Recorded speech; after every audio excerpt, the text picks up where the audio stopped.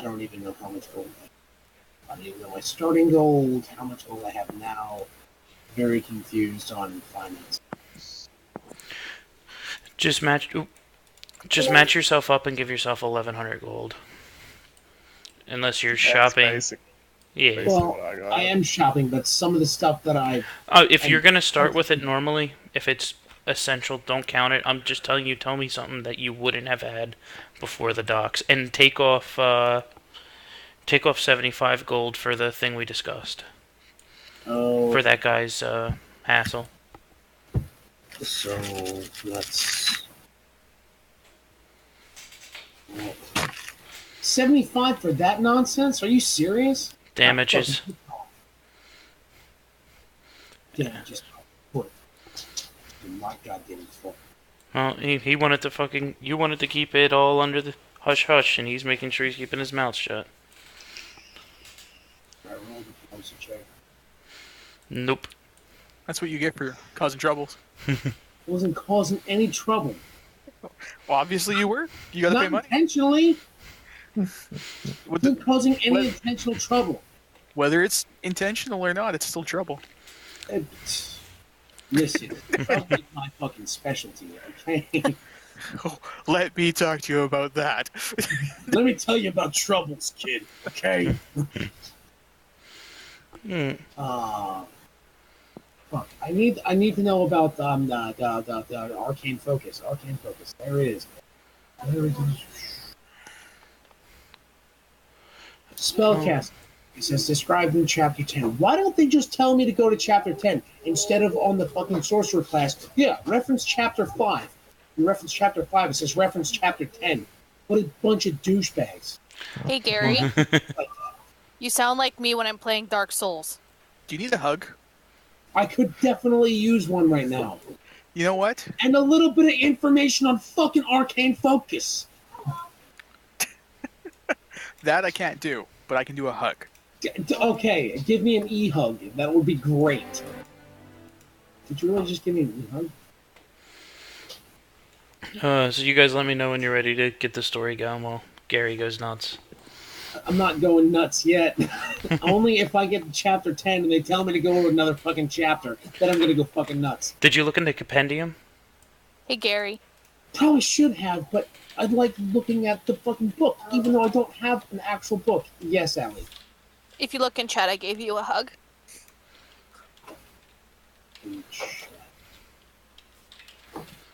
There you go.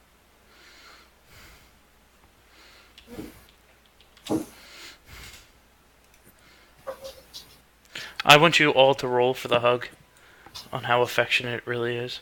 Yes! Give me performance checks. Sending virtual hug. Loading. Hug sent. Woo! Alright, I feel much better now. Oh, Allie doesn't mean her hug. Oh, I critically failed on that. It's kind of like that awkward side hug. You cannot roll for an e-hug. An e-hug is sent electronically, and that's it. It's a static value. There is no random number to that. Yep. She rolled performance and she fucked up her hug. I'd like to roll. Not what I've seen. No, Discord. Oh, so this is gonna go a lot like last week. Matt rolled a nat 20. His hug really is compassionate. Did you see what? Did you see what I rolled it under? That's what I said. You really think he means it? You actually think you guys are best friends now? Jeez, this is goddamn ridiculous. No, you're not allowed to do that anymore. You got a good hug. Which one? Time, reaction, range. Let's go to static.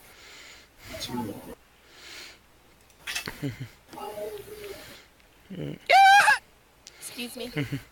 Alright. Alright. Fuck this. I'm not gonna sit here and go goddamn crazy with this bullshit. We'll figure it out during the week. It can't be that important. I fucking hope not. If you die today, it really won't be important at all. You're right. If I die today, I will actually be okay with that. If I die, I'm always okay if my character dies. I know.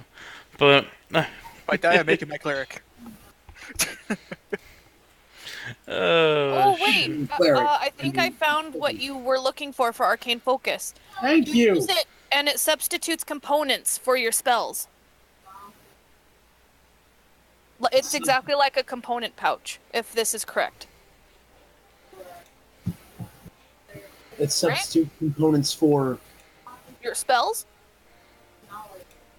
myself. Your spells. Oh, okay. Like it kind of takes away the component pouch. If this is correct. Yeah, I'm saying the same thing. which pretty much you guys don't have to worry about component pouches too much anyway. Yeah, here we go. Reading through the player's handbook, I've noticed that the sorcerer, warlock, and wizard classes can all take either an arcane focus or a component pouch. My understanding is that an arcane focus takes the place of a component pouch for most materials required, so having the choice seems meaningless. What are the differences between the two, and in what situation would be better? So pretty much in this world, there is no components you have to have an arcane focus. So pretty much what you do to cast your spell is you're focusing it through something. So your wand, your quarterstaff, your two fingers, your dick, I don't know, but just something's got to be the point of your magic. Are there a limited amount of slots for rings? For rings? Like magic rings, like a ring that you put on your finger. How many fingers do you have? I have 10 fingers. Alright. Well, no. Technically, I have 8 fingers. That's what I figured. As So and plus, as a dragon, you have longer fingers, so I will allow for 10 rings anyway. Because 2 fingers, you should be able to put 2 rings on. Okay, well then, I will have a spellcasting focus as a ring. Alright. Alright. Now that that's all answered, you guys ready? Good I think to so. go. I'm gonna have to get on it. Someone. If I pull some random thing that I know I would probably have out of my ass, like a thing of rope, or like a vial or something, then just take it as I have it. Alright, I'll make it work. It's alright. I'm not. If something just stupid's in there, I'll talk to you about it. So after your guys' escapades on the docks and Zach losing his long lost love, you guys decide to take a long break after getting your after deciding that you will take the quest to go out to the ruins. You all walk around, do little shopping, get what you had, take care of errands you wanted to do. Some of you did it together, others just wandered off. Then the second day, morning rises. You guys all wandered down into Big Bertha's bar. She's serving breakfast. You can tell that the main forces has moved out. It's kind of empty. So you guys are sitting in Bertha's section, and Zach's missing. And it's just a small group in there. So you guys can talk amongst yourselves, decide what you want to do. It's you guys sitting in the bar listening to Bertha scream at people. I just sit there listening to the majesty that is Bertha.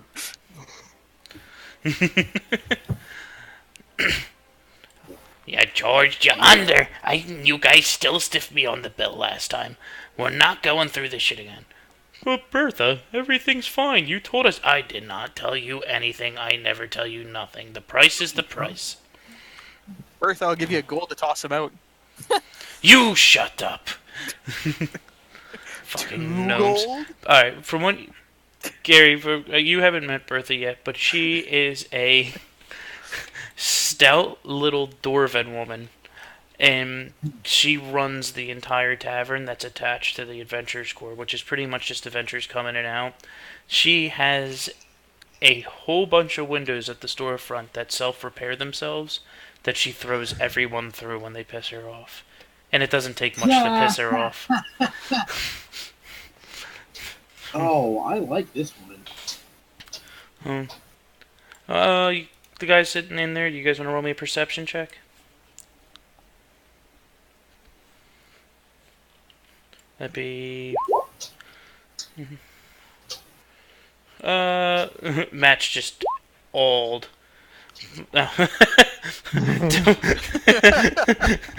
Dylan goes, did I order orange juice? I really, really thought I ordered milk. But I might have ordered orange juice. Matt's just staring. Already drunk. What are you talking about? You've just never sobered up. Matt's just in awe by the beauty, which is Bertha.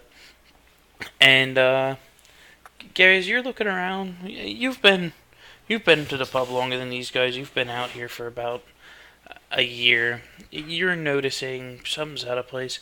You're noticing a lot of holy warriors, clerics and paladins sitting near you. They're all chatting. Bertha just kind of pays them no attention. I'm gonna roll a perception to try to listen in on some of their conversations. Bertha's hollering. You can't hear over. So You can tell it's the regulars that she's always thrown out that you always see in here. It's the same bickering every morning. bickering about what? The bill. They're cheapskates and they never want to pay. And they know if they piss her off enough and she tosses them out, it's a free meal. You've been watching them play this game for a while. So the holy rollers like to get one over on the. No, the holy the holy rollers are on their own in their own section. Bertha's dealing with the regulars right now. Okay. So you hear the holy rollers, they're talking, but just over her incessant hollering, you can't get a word in. Well, Bertha, what's up with these folk? Bertha turns around and she's walking out. She's got both regulars by the back of their necks at this point, and she's carrying them. Which is amazing because one's a Goliath and she's dragging him behind her. And she turns and looks at you. I don't know. Your boss brought them in. There's something about going on the mainland with the Underdark. I'm not too sure. It's a big huff. And it goes, I don't know, ask him yourself at this point. And you just see her walk by, and she does like a full spin, and as she's spinning, she launches the Goliath out the window. I love this game. Alright, well, in that case, I'm going to go around, stride over to them, over to the Holy Rollers, grab myself a chair from the nearest chair I can find, whether it's occupied or not, I don't care. So there's a passed out drunk guy, and you walk by him, and as you walk by, you slide the seat out. But he's so out of it, all his weight's on the table, and he's just still sitting there levitating without the seat behind him. So, as I grab this chair from this drunkard elf, go over and I sit at what kind of table are they sitting at? It's a long table. It's like straight in a row. It seats about 10. There's 8 guys there, so there's an opening like right at the end of the table. Both ends of the table have one seat open. And there's a seat already there. There's a chair already there. Yeah, there's a chair there, but you carried your own over at this point. I kick that chair out of the way. I put my chair down. I sit in it. And the nearest drink there is, I grab it and start. As you go to grab the drink, a warhammer just kind of settles over your hands as the cleric that's sitting there. He goes, "Hello, friend." Right. Are you gonna keep pulling on that drink? I'll rest my hand exactly where it is. Friend. And right as you said friend, the cleric just starts to laugh, and he pulls the hammer back, pushes it on the mug, and pushes the mug towards you. Helga, I need another. I graciously accept and chug it down as fast as I can. Well, as the guy laughs, as he pushes the hammer, he turns back into the conversation. And roll me another perception real quick.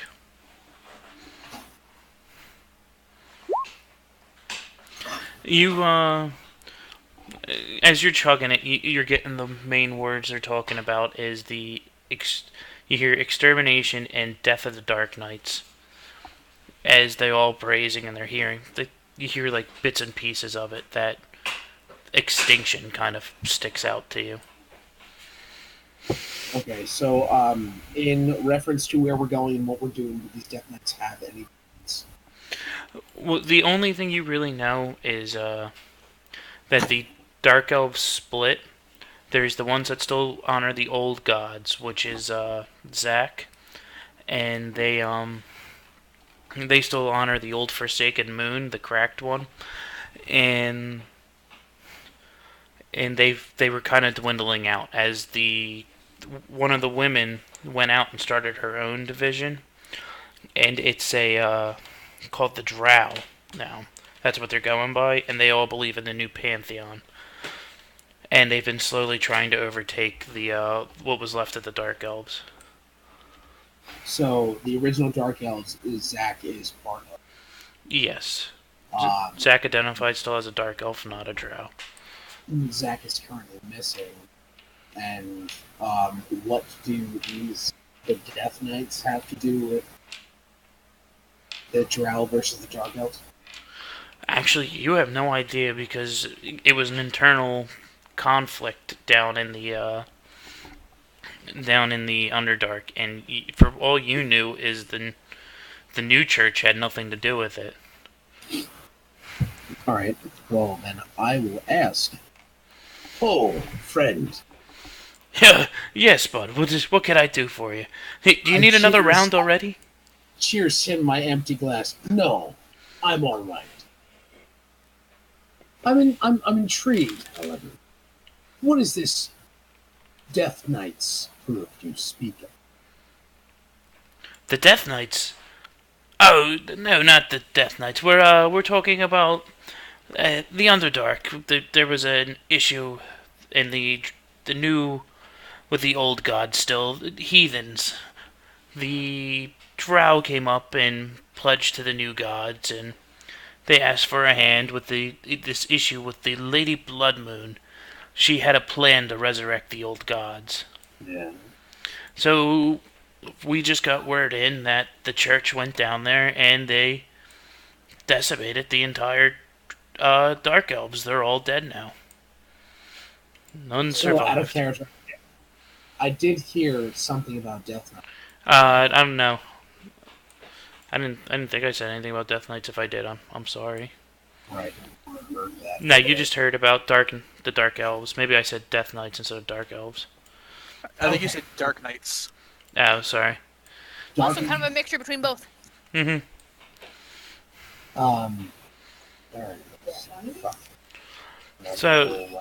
So pretty much they told you there was a mass genocide last night. And they're all celebrating the death of an old god. I didn't catch your name, friend.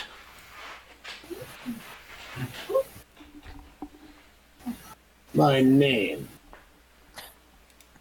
Is my face not enough to remember me by? Oh, that's plenty, but where we come from, names are great. Your parents spent a lot of time figuring it out. My parents, not so much. My name's Bill. Well, they call me... It's William... I don't know. Just call me Bill. It's so much easier. May I call you William? You may, sir. Very good. William. The name's Nash. Mash. That's excellent. And as you go to say that, you hear a familiar voice as from the top of the stairs, the head of PR dashes and screams down to you guys. He yells, Mesh! In your group! Excellent! You're here. I've been looking for you. And as he wanders down, you notice Come have a drink with us. At this point, Mesh is kind of waving for you and Fibian and Malrus to join. But as he's coming down the stairs, you notice someone walking behind him. It's a giant orc, but very well dressed. Kind of in a trench coat, just keeping his face covered. And he walks down. And he goes, excellent. You guys are missing one, right? You're missing that drow, correct? I'm pretty sure he's mourning the loss of his love. He may have gotten far too drunk from his last encounter. A broken heart's always the hardest to heal. In the center of the map, if you guys look, that's the one that's walked in behind him. Whoa! Okay, I see that. Fucking straight up like He's a fugly beast. He's a fugly beast, yeah, but he looks like a fucking old western like fucking sword slinger, man. I was gonna say he looks kind of like Crocodile Dundee. Yeah, He's The big McGee. knife. I was gonna go with like Bayou Billy, but hey, that works too. You know, that's a great. It's the hat, man. It is that. He's McCree. It's high noon. Dylan, that's fantastic. I'll be so disappointed if it's not a Crocodile Dundee reference as an orc. It is now. As you notice, he comes down the stairs, makes it to the bottom.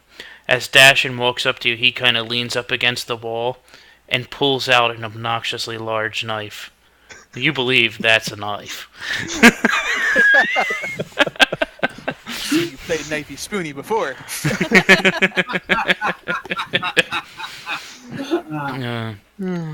So Dashing sits with the group and he goes, I was very concerned. I knew that you guys had that dark elf, that drow that still believed in the old gods, and you see all of the clerics kind of just stop and stare at you guys. And it kind of gets silent. Just as hard as they glare We have information that from when the Holy Inquisition happened, there was word of a traveling dark elf that was working under the word of Deimos, trying to spread and resurrect the old god. It is the only person we have not come accounted for, and we just wanted to ask if you guys could keep a close eye on your dark elf for us. Would resurrecting this old god potentially involve a giant evil-looking tree?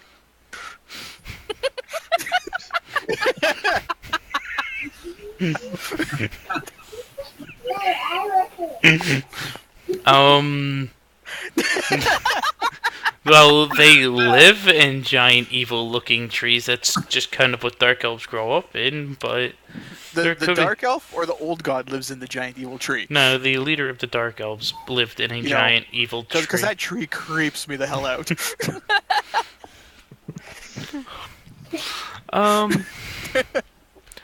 I'm not too sure. It's just whispers, and we just wanted to ask you guys, and if anything comes of it, there'd be compensation for your assistance, as always. Even if nothing comes of it, we'll still pay you, but we just really wanted to know if you guys could keep an ear to the ground for us. Can we pretend that we need to get rid of the tree? You guys can do it however you want to approach this, you approach this, but...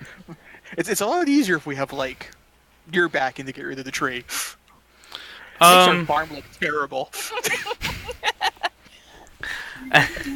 As he left, he goes, I don't have any power over that. I'm just the public. Just, Richard's out leading the forces. They all left yesterday. You probably saw the parade on its way out, but he just asked me to get a hold of you guys and see what happened. And he goes, over there, that's my personal guard. He's going to be keeping up behind you.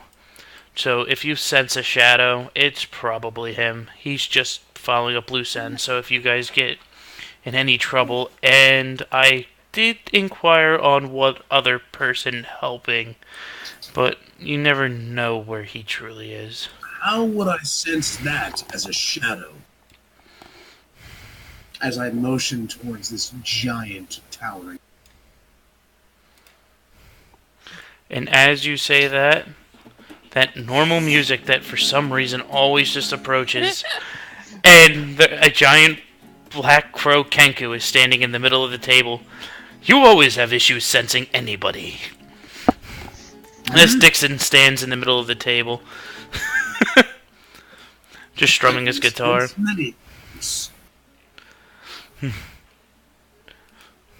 As Dixon hops off and starts walking over towards the. Now Dixon is the bard, correct? Mm-hmm. That just kind of appears always out of nowhere, and he just seems to have a theme song, which is always following him. It's kind of weird.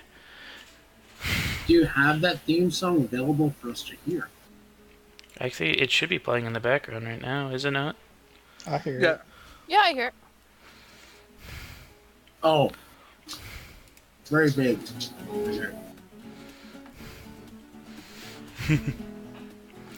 As Dixon jumps off the table and Dixon. That's Little Valley. Yep. It's been a running joke for a while now. He jumps off the table and walks over to work. That's the other one I hired. The same one that was helped find all the children with you guys. Yeah, I think he ate one.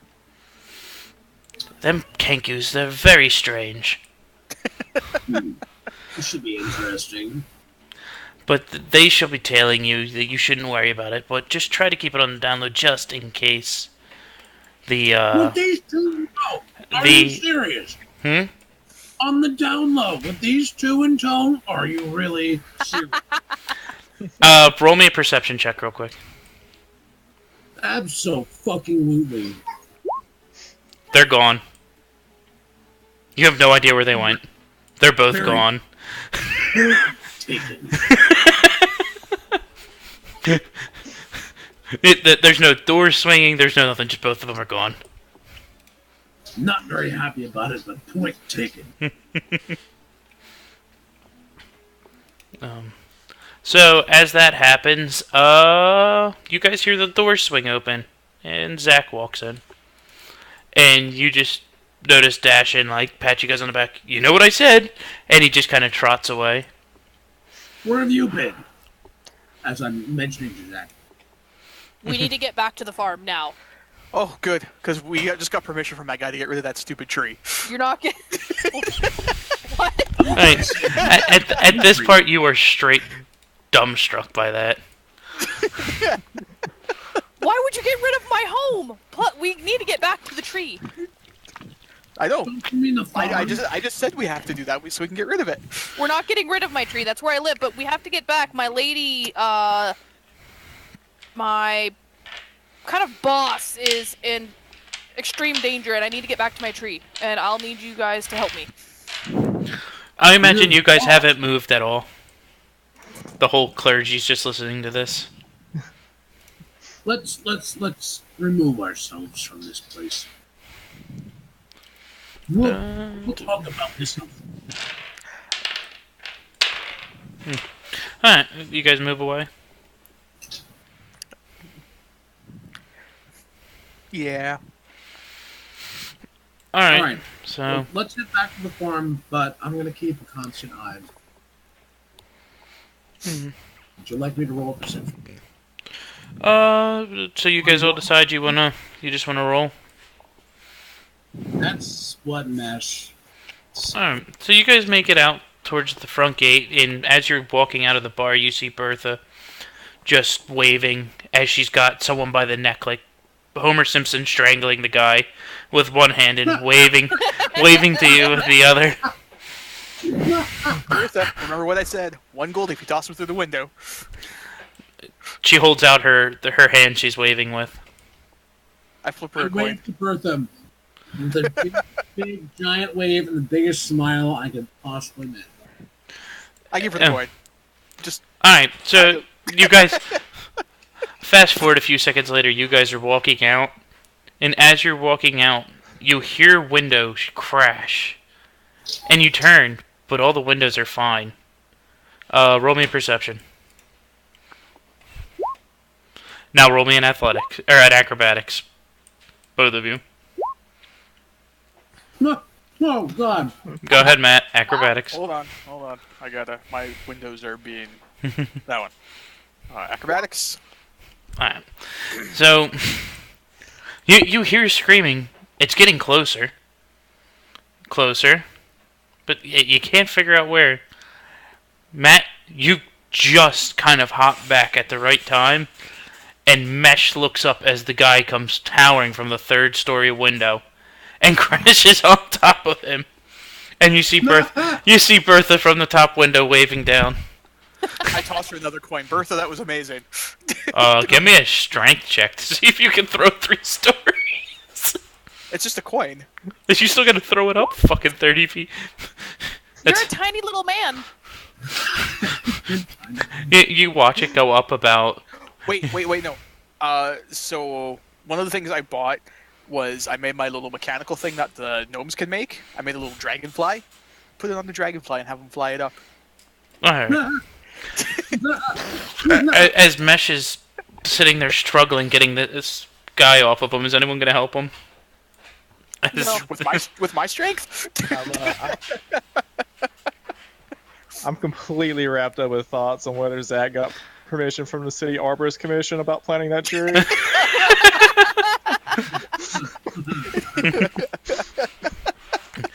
You just... God. No, actually, do me a knowledge nature real quick. Dylan. Nature. Bug perception. You are pretty well endowed with trees, because you had nothing better to do. When you were in the city, you read a lot about trees, and you have no fucking clue what kind of tree that is. And you lived on the outside, so now you're like, do I get to name the tree if I discover it? So that this has got you completely baffled at this point. Mesh, give me a strength check. As Helga's looking, or Bertha's looking out the window, blushing. Oh Jesus! Oh God.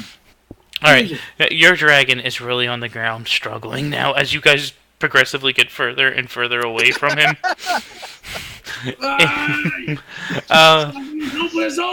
As you're sitting there, and you can't get this guy, he's just unconscious on top of you.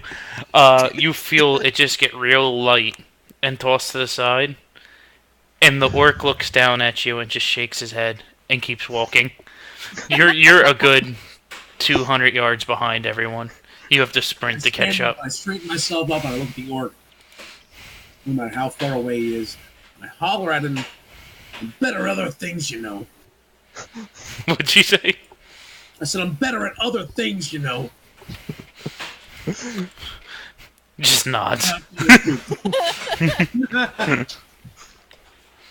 I follow suit and I try to hustle, catch up with everyone. As you hustle by, you pass the orc with no problems. You kind of peek over your shoulder, and he's gone again.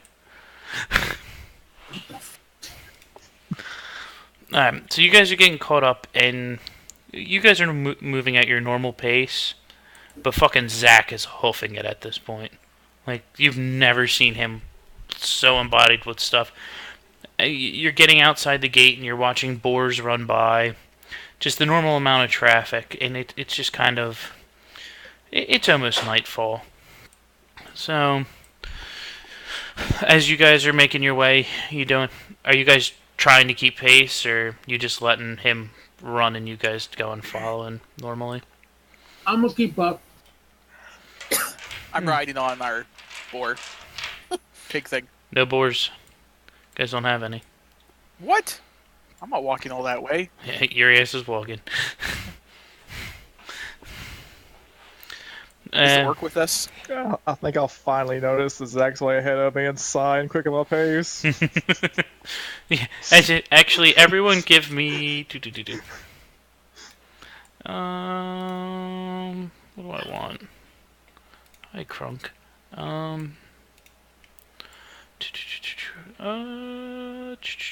Just giving me perception. Everyone give me a perception. Even me? Nah. Oh. Up. Wow. Those I are am some not- sexy perception rolls. And I am not- the three of you are so concerned on trying to see where Dixon and this orc are. You guys look up and Zach's gone. You guys lost him.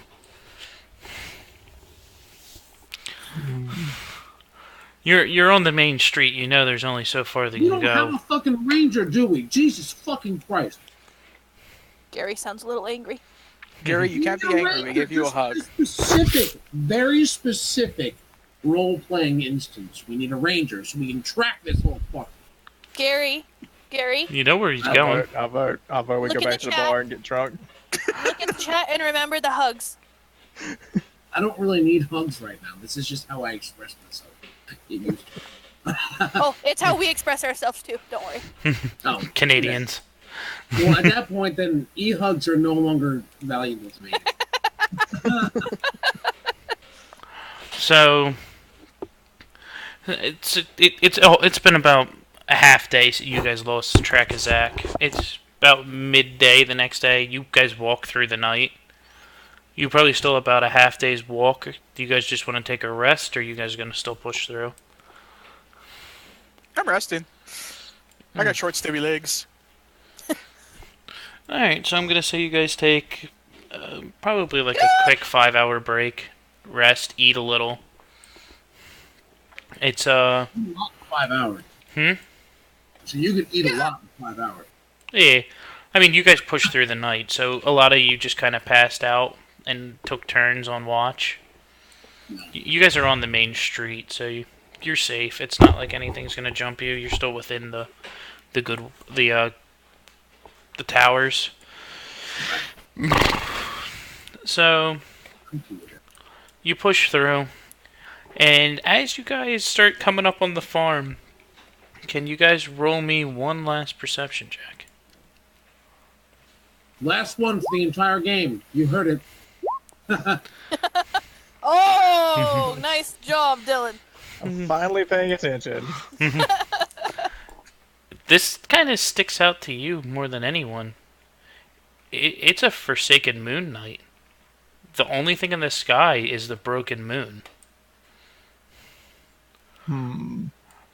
Gary, as he looks up and notices this, it kind of brings your attention in. So you're all just kind of staring at it, and it looks a little larger than normal. It's just unbelievable. It's been so long. This only happens every 30 months. You believe, and as you guys come in, you walk up to your property line, and it looks normal. Everything's fine.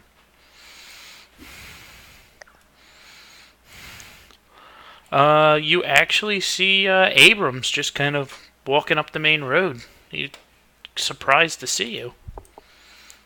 Hey guys, and Dragon. Oh. You guys got a new companion, I see. I think I saw the Dark Elf running towards his tree.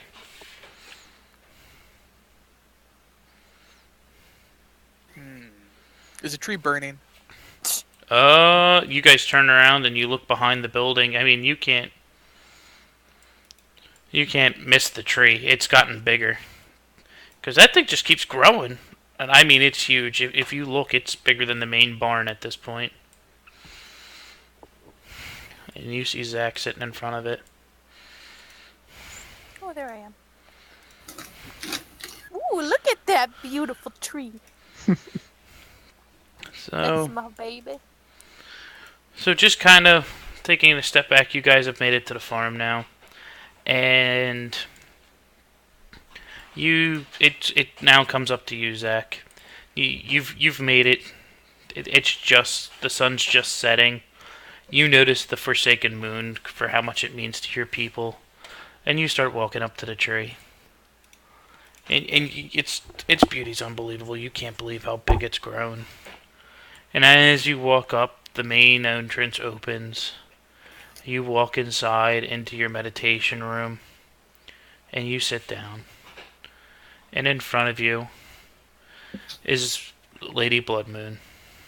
as she walks out of the wood. Of my tree? It's like it looks just kind of spiritual.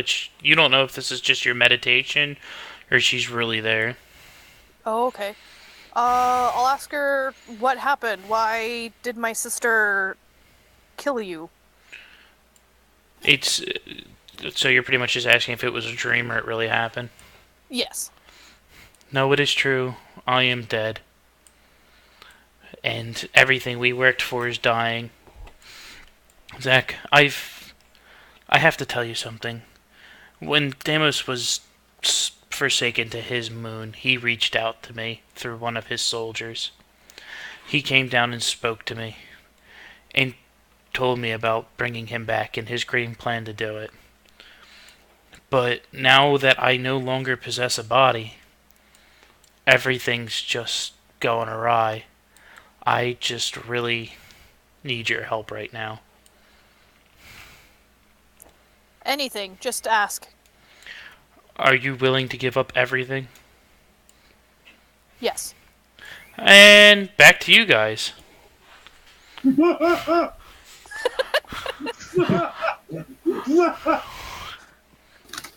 So, yeah, Abrams is sitting there. He goes, yeah, no, I saw him sprint up like an hour ago. Shall we go see what's going on then?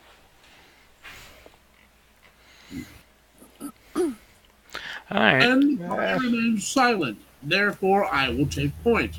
I move my So, Go, Gary, go! so you guys all kind of take the normal road. Hold on, I'm taking you, Matt. When I speak in that, like, in the low, gruff voice, I'm speaking in character. Mm-hmm. Everyone just stands around, pull up their ass, like, oh, oh. It would be too easy if everyone took. Initiative? Yeah, exactly. You don't So- always have to go for that, you know. So as you guys start to approach the tree, Dylan, you've been keeping an eye on the moon, and it looks like it's directly above now. As you just kind of look, and it just begins to give off an aura, and the aura envelops the entire tree. Ooh. Fancy. And you just notice it just starts growing unbelievable. And everything is changing. The whole atmosphere is moving. Dylan, can you roll me a Constitution save? Sure.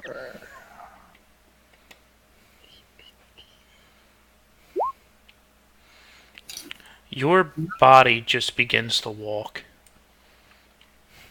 And as you walk, you guys see Zach start walking out of the tree. And as he's just taking steps, Malrus is walking towards him. And it's weird. Is anyone gonna try anything as these two are walking towards each other? Malrus, you should probably take this as I give him a potion.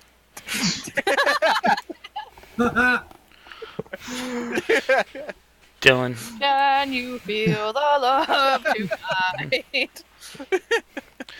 Dylan, for some reason you were just reaching into your spells stash, Mhm. and you're fingering. You feel your normal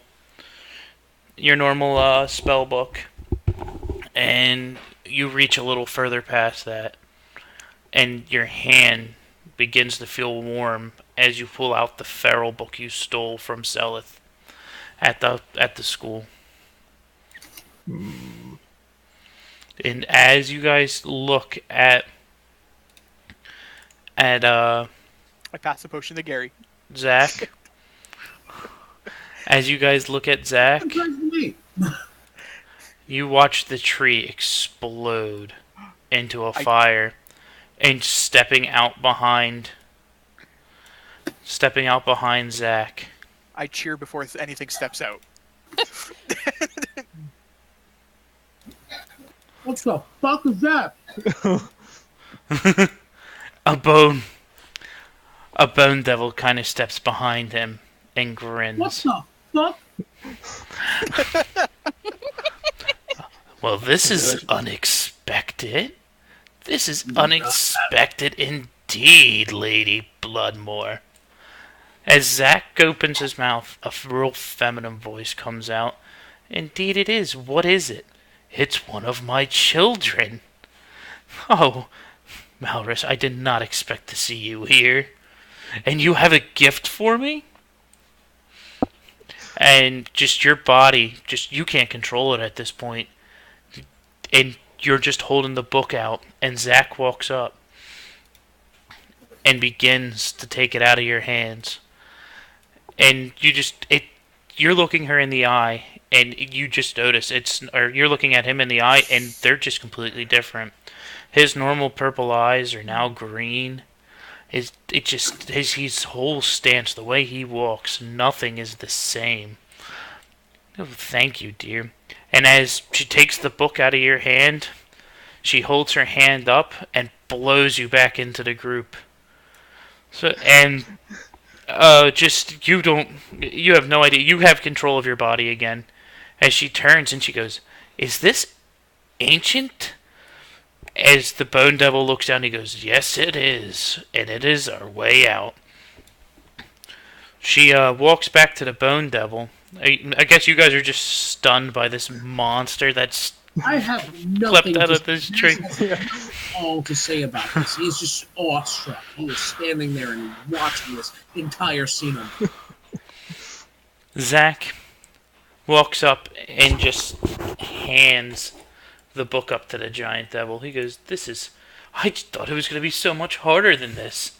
They brought everything here. And you just see him open his mouth, and you just hear him start chanting.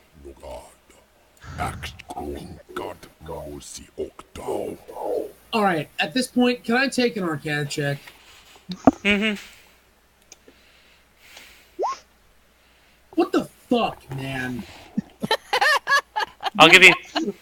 This Roll20 thing is absolute bullshit. It's a bit. I would like to take I wish I had stayed in the bar this morning check. As you hear this devil chanting, he looks at you and goes, "Thanks for letting all your brothers and sisters out." And you just notice the moon above just fires down onto the tree. And the entire tree just kind of... It looks like the moon anchors and stops moving and begins... The crack in the center of it begins to mend. And the ground beneath of it just infuses. And you doing the Arcana check, you can feel the fell energy just kind of pulling into it. And this farm just starts to die and decay. And as he finishes incantation... Just it overtakes you in just fear as you notice this is gonna work. Come on, dude. As another hole in the ground almost kind of begins to open, and the moon beams down another light. In the center of it stands another devil. And it almost looks just like Malrus.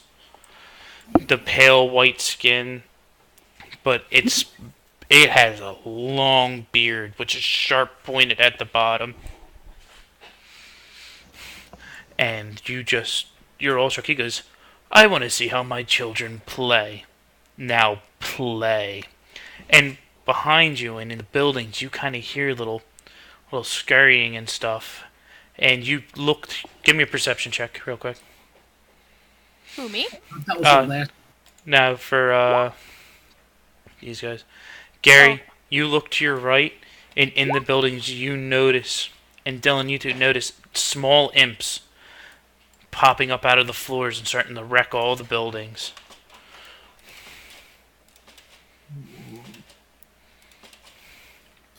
It's just it's full pandemonium. The farm's dying, everything's burning, the heat's giving off, and you just see Zach and this devil standing there. Just a quick note, Malrus. I'm your father, Valafar, and this is your brother, Kame. Just a quick note. Luke, I am your father. Just a quick note. I thought my family had problems. Right? Roll for initiative. I was gonna say this role playing is out of my hands right now. Like I have no ties this one. Am I rolling too? Oh, I didn't. Yes, roll, Oh, yeah. Allie, because out from behind you guys, you kind of hear that music you always hear. But it's so distant, and just something just overcomes you guys. As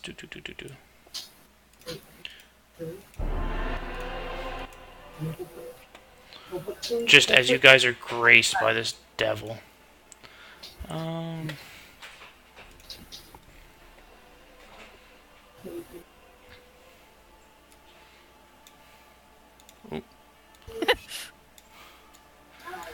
You have this thing, and you see Dixon come sprinting in, and just goes, "Crunk! Help! It's too late already."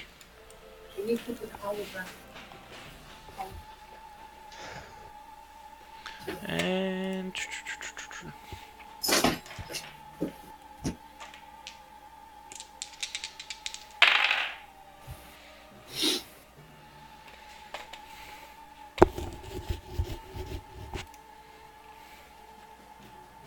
Did you receive my initiative?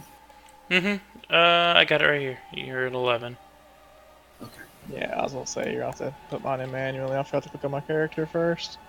That's fine. I keep getting this thing for initiative. It says you wanted to send the result of this roll to the turn tracker. You have to click on your token before you do it. Yeah, if you don't click on your token, it does that. I got you. And Allie, you have control of your new character. In 3, 2, 1. There you go. You now have control of Crunk. Oh, perfect. So am I playing him now then, or am I still playing Zach? Nope, Zach's dead. Zach was possessed. Okay. Bye, Zach. Goodbye, Zach. Kaboom. Oh, that means I rolled really badly then for Zach. I got a natural 20 for Zach. I'm sorry, guys. Now you rolled for... That was Crunk. good for your person. Oh, I rolled for Crunk? Oh, hey. For Yeah. Crunk. Yes. Crunk. I don't know if you... Every time you Wonder if speak I as can- Crunk, you have to speak like this. Gronk. Oh, shit. I got a better initiative than Zach. Yes. Yes. Yes.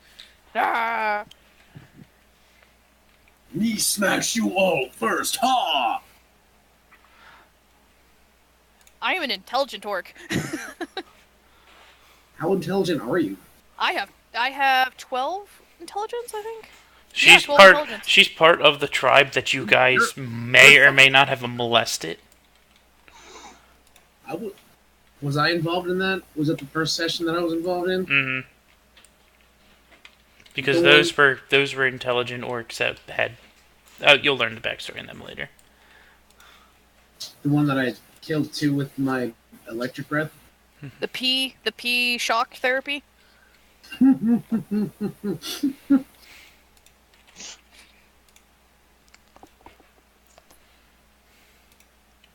Sorry, this is always the longest part. It's just getting everything set up for this stupid shit. That's You'd okay. be sorry. I mean, how dare you be a good DM? How Shame on dare you. you roll 20? I don't see your initiative, Dylan. It was 14. Ah, there it is. Yeah. Yeah. It's right above the one that I did as Zach.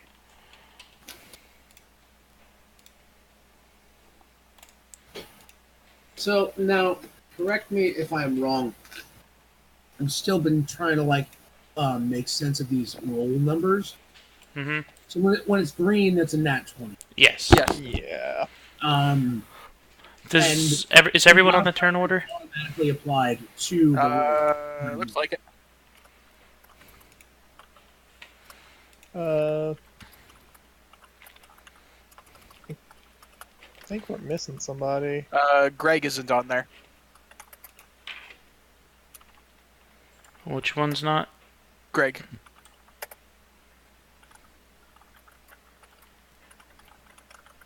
Who's Greg? That's what I'm trying to figure out.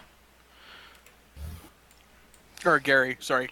I knew it started with a G. Gary's on there. He's all the way at the bottom. Is he? I don't see me.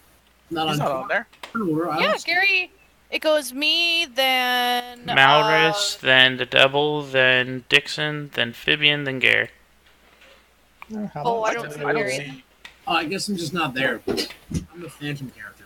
Hold on, Because if you yeah, I don't see you on the stream either. Hold on, All right, so like on skill rolls, right?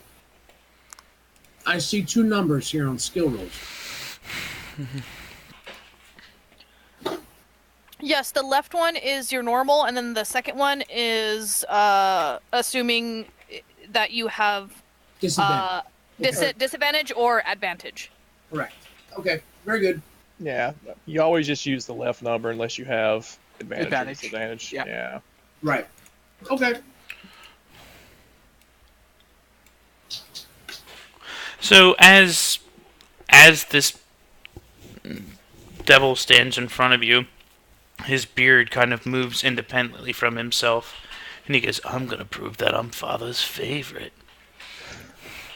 And you kind of just see Zach in the background, like checking out his body, like he kind of grabs his crotch a little. That's new. I think I'm just sitting here having a Star Wars "That's Not Possible" moment.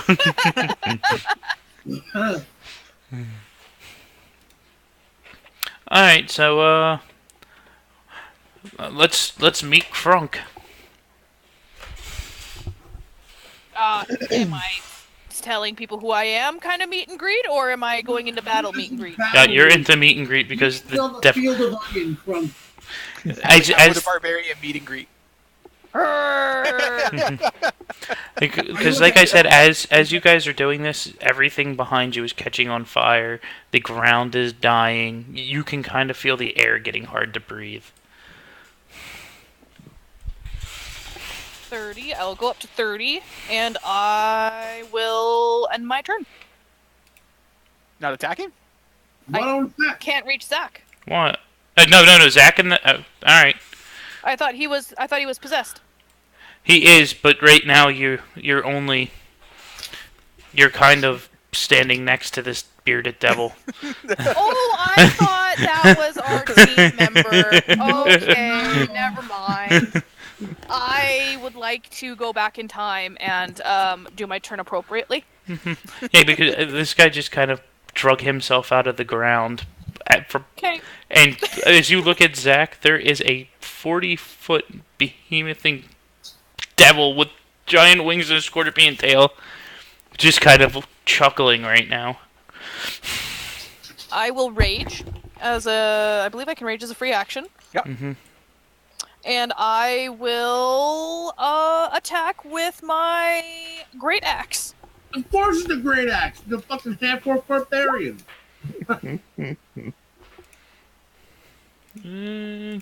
Does an 18 hit? A 18 does hit. 16 damage. Nice. That's a good welcome.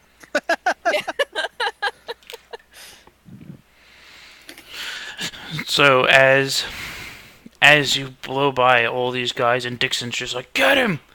You just see Grunk just pull the giant axe off his back and just start snarling out spit and just runs up and cleaves into this giant devil, but it just hits him straight in the stomach. And it's now Malrus' turn, because it doesn't look like it phased him any. Let's see. Wait, where am I? Here we go. I'm going to move Hey, over you're awake. here. Add a I would have gotten it. Go lay down. And I'm gonna cast a silent image of myself, like in front of me. Just go lay down, You honey. just want to duplicate my token, like right there. Did you? Alright, then go lay down. And That's fine. I want to have it continue forward around the building. You good, we ate. There's a pizza in the fridge if you're hungry. Hold on 1 second, Rachel just woke up. Give me 1 second. For what? You're fine, Well, we that's live. 6 hours.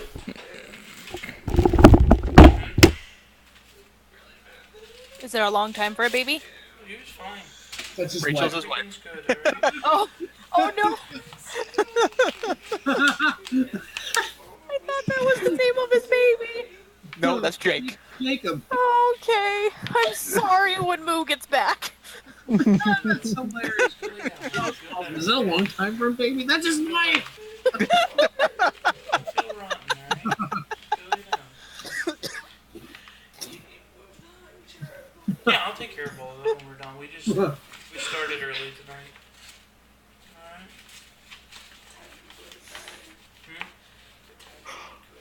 Seven. So, real quick, do you guys want to hear the story about Hal and the bread incident? Yes. Okay, Wait, I love you. so I just come into their campaign that we played that I met. Okay, just, I'm back. Sorry about that. I'm telling the story about Hal. Give me a few minutes.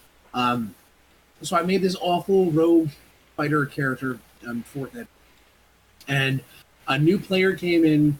He was a Dragonborn warlock, and he was like, trying to get information on the party, and in Hal's attempt to gain information, because he wasn't much of a talker, he tried to pickpocket this Dragonborn to see what he was worth, and I rolled a crit 1. So I was instructed by the DM to give a certain description on what went down in that situation. That I had to let him know that I tried to, as my friend made aware. And so I just pulled it out of my ass and said, like, all right, so Hal tried to pickpocket Kubrick, but failed miserably and ended up sticking his finger in Kubrick's ass. So after a few exchanges of very awkward conversation, Hal replies with, "What? I thought it was bread." And because Hal was asking for bread further before that. So needless to say, ever since then, that was like what, like 2 years, a year and a half ago, somewhere around there. Wow. Ever since then, yeah, dude, it's been nothing but bread jokes as, like, homo sex and butt sex and fingers and buttholes and Naruto, craziness. Yeah. you pulled 1,000 years of pain or Did whatever. you tell them what happened to Hal? Oh, well, Hal got his head cut off, and that was Hal's exit. So they acquired a town, and they had a tavern, and they named the tavern after Hal. It was Hal's last stand. So my next character was a Jew paladin. That's not And- the end of Hal. What happened to Hal's equipment? That's right. Hal Jr. came in. That's right. That's right. Hal Jr. came in. Justin's character, Bell, took on a pet rock and named it Hal Jr. and attached Hal's rapier to the rock. And Hal Jr. always accompanies Bell. She has a crush on the druid and told the druid that is their child. Yep. Nice. Well, after that last session, there might be a different solution for that. I know. I'm still trying. I still don't know if I want to be a ranger or I want to be an avenger. See, my barbarian got knocked up. It's your way out. You're gonna have the fucking werewolf knock you up, and that's your way out. Oh god. All right. Alright, that's enough about that adventure. Alright, now back to the, More on this adventure. Alright, so go ahead. I'm sorry, Dylan. Rachel walked in the middle of that. It's fine. No, I would say I was gonna cast a silent image in front of myself and have it continue around the building. Okay, so there's a image standing where... There? It would start here and then like stop like right here. Yeah. Alright, so... You do that, but you just kind of have a weird feeling as you peek around the corner. You notice Valifar is just kind of looking at you and grinning. Damn it! Fucking demonic true sight. So Yeah, that's all. that's My turn. the end of your turn. All right. So Kame is pretty dedicated into slaying you, so he's going to turn and be like, "I'm going to prove I'm the better son, brother." And he goes to swing with his warglaive because yeah, no, he did not notice that it's a fake.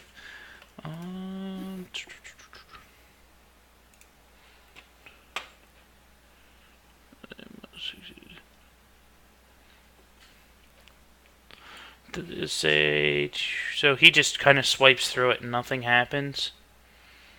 Does it dissipate the image if it gets hit? I don't believe it does. It just fades through. Yeah, it would just go through. Let me read the spell real quick, 'cause I'm not exactly sure how that's handled. Oops. Yeah. Oh, there it is. Oh, so you have to be concentrated on it the whole time. Alright. Mm-hmm. And out of rage, realizing that it's a construct, or an after image, Krunk, as you watch him swing down, you notice his beard kind of turns, and his beard takes a swing at you. His beard? Mm-hmm. That's new. What the fuck?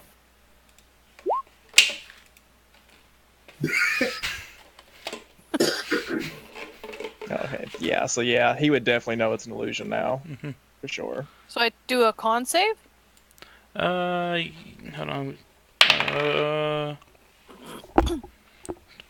So his attack is a 9. My DC's 15. Alright, so... Or my AC, sorry.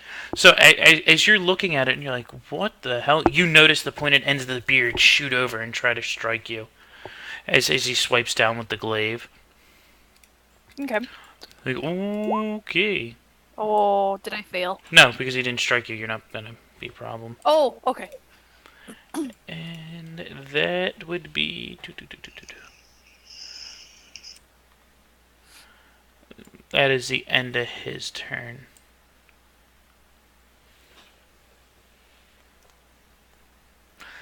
As he just screams, "Brother!"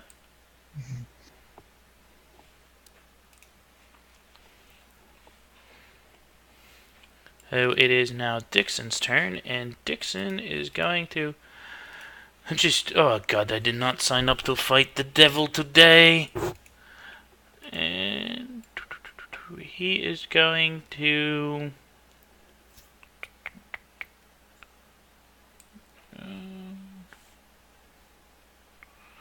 cast Bane.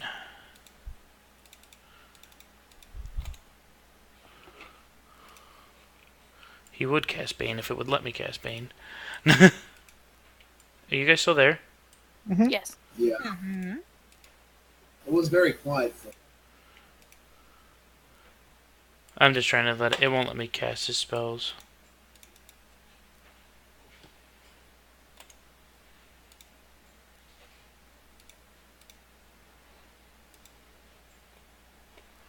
So he casts Bane. Let's see if he makes a save. Let's see if he just gets disadvantage. Oh no, he rolled a nat 20.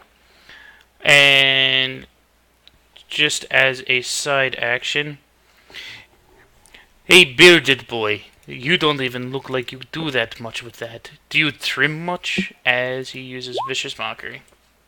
That's not very nice. And he now has disadvantage on his next roll, and Takes 5 damage.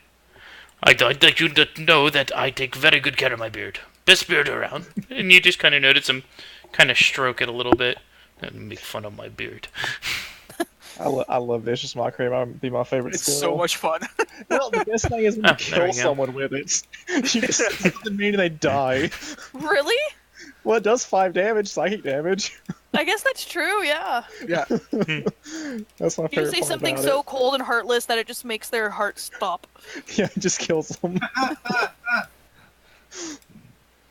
Now I got Bane to work, now it won't get off my fucking screen.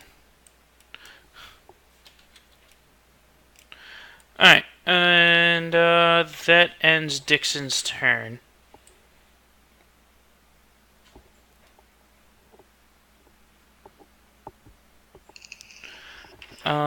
It is now your turn, Vivian.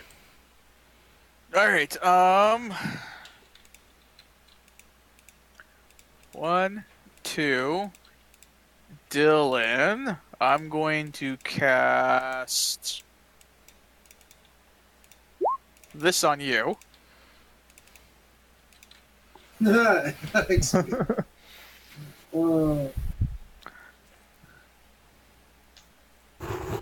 3, 4, 5. 3, 4, 5. I'm gonna toss a vial of acid at this guy. Oh, hold on. I don't think I know he's there. I will go back to... Yeah, I'll go back to here. I'll toss a vial of acid at Devil Dude. Alright, go ahead. So he has to make his dexterity save. What's he gotta beat? 14. Is there splash damage with that? Do I need to make a roll? He fails, so go ahead. 6. And then with that... So that does... okay, acid and poison are 2 different damage, right? They are. Okay. Yes. 1 second, Allie. I will double check for you. I gotta just open up my sheet thing. Well, it's a con save? Dexterity. Well, I'll just roll it just in case I do. I fail, by the way, so I will take damage if there is splash damage. If it targets an object, it takes max... Okay, so... Come on. Where are we? There we go. Now we're open. I should just put a copy of this on. Alright, while you're figuring that out, we'll move on to it's your turn, Gary. Yeah, that's fine. Why can't I select a goddamn character? Maybe because I deleted your token and brought it back on. Hold on 1 sec. And it is now... Your name is what, Gary? Gary's. There you go. There you go, Gary's. You're back. Hey, look at that. Boom, right there. And we're going to... Oh, well, the usual awesome sorcerer combo. Twinned magic missile, and I will... The 6d4 plus 6 damage on that little fucker right there. No, that one doesn't, Allie. Oh, okay. The fire does the area damage. I always forget between the two. Okay. 21 damage. Nice. Does it say what kind of damage it is? Is it just... Is it bludgeoning or anything? It should be It'd be force damage. Force, okay. I think magic missile's force damage. Let's bring it up. Ignore that. 120 feet magic. Force, it says it right there. We're good. Yeah, force damage. Force damage. That you notice as that hits him, he just kind of he steps back. That really made an effect on him. He kind of spits up a little bit of spit, but you notice a little blood in it. It's kind of a green ichor. What up? I will kill all of you. And it is now back to Krunk. Yeah, it's Roar! I will continue my rampage with my great axe. you really gotta work on your Oh. orc barbarian. As you go to swing your axe, the beard, 2 of his beard tentacles shoot out and grab it, like pinch it in midair, and he Allie, kind of you leaks should around. move to there first. Why? She already Then you made get the roll. advantage on your attack. Well, I know that for next time. Alright, no, it doesn't work. Alright, so he just, his beard pushes your axe to the side, and it is now Malrus's turn. I'll move there at the end of my turn. Just stay where you were. As Stay an there? aside, Yeah. I can't keep thinking of this guy from that dude from Pirates of the Caribbean, the dude with the squid face. Yeah, right? Like one of the beard tentacles goes after your fucking axe. Yeah, I totally got that. All right. I wanna sneak up on him. So where I'm at, do you want me to roll stealth to attempt that? Yes. Okay. Let's see.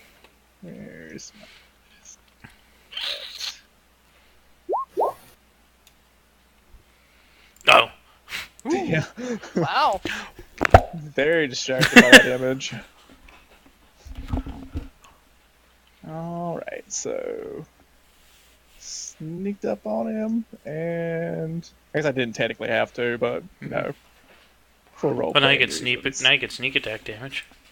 I would anyway. You have sneak because attack he's damage, beside- and you have advantage because you have him surrounded. Yeah. So I'm gonna start off with the short sword. Hits. Alright. And then sneak attack. And then following up with the dagger. Nice.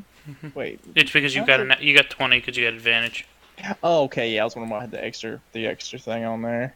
Okay, so it's too bad it's all halved. I mean, what? Damn it. 8, That's still pretty good though. 12, 11. Yeah, so it's 25 total, and then halved would be 12 rounded down.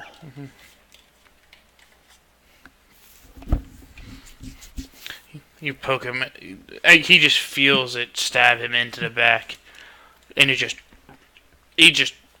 shrugs it off a little, but he turns. He goes, "I know that's the real one." And he's going to take a swing with his glaive. Oh, I'm sorry, Matt. Or, Dylan. Rolled a nat 20. Ruh-roh. That's pretty accurate.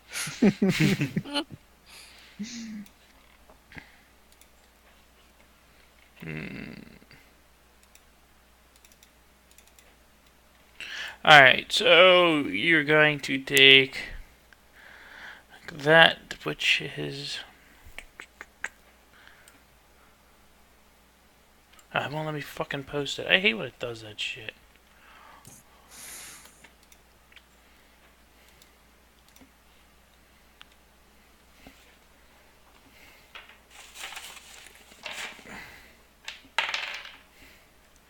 So you take... Dylan, I couldn't cast that on you. It's a self spell, so I'll just. I would have cast it on myself anyways, Moo. That's fine. You take 8 damage, Okay. and then he rolled like shit on that. Now you have to make a Constitution save. Right? Yeah. Okay. So that was 8 damage total from the attack? 8 slashing damage. Okay. If the creature other than saving throw, you lose 1d10 damage, so you will lose. Get away from me! You attacked me! You lose an additional 4 damage, and you now have an infernal wound. Each time the devil hits the target with this attack, the damage dealt to the wound increases by another d10. Ooh. Kind of brutal. A successful medicine check will close it. Or magical healing. Alright, and then as he comes down with the warglaive and hits you, and you just feel the pain come in, you notice all of his tentacles just go for a strike. I imagine a 20 hits. 20 hits. And that is 1d8.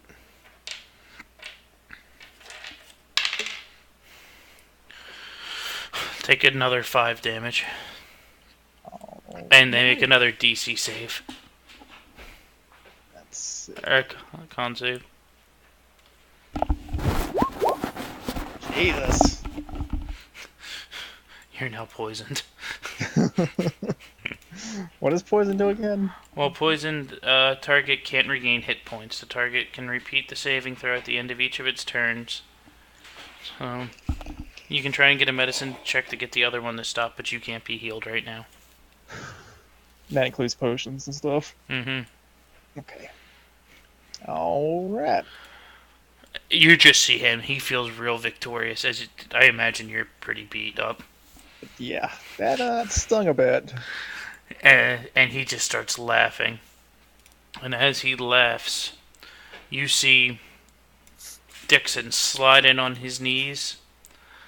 Goes, laugh at this, fugly. And he will cast Shatter.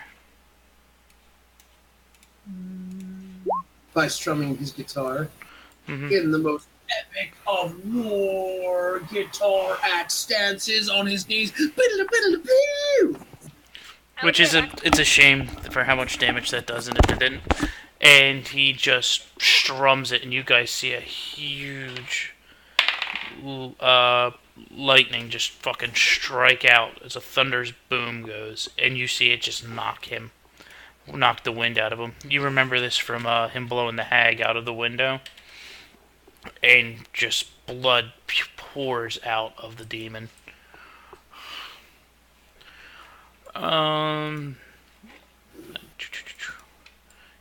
And as he turns, he goes, Krunk von Smashing, you're the man.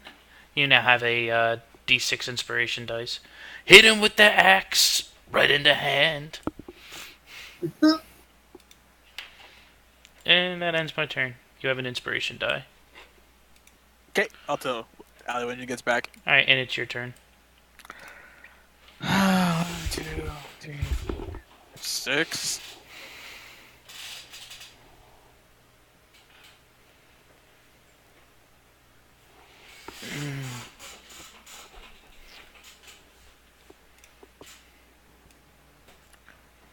Will you let me put a potion down Dylan's throat?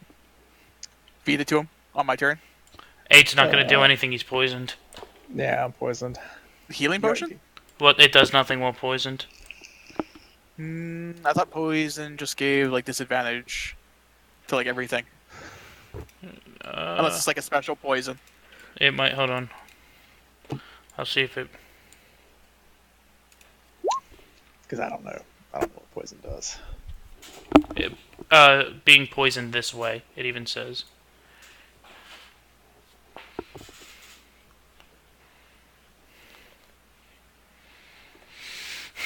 So, I mean, I don't know if you would know that or not, so you can try. But it's not going to heal him. Well, actually... Oops. I think Dixon could have cured that.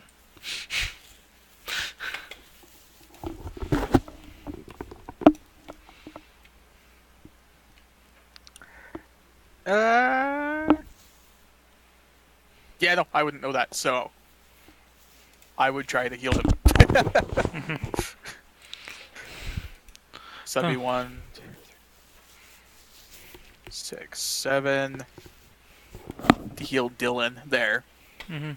So it doesn't do anything. No, as you're putting it down, you actually see like the infernal fucking cuts in him just glow, and you just notice they kind of stay open as the magic tries to fight to close them. Okay. Thank you. You have D6 inspiration on your next attack.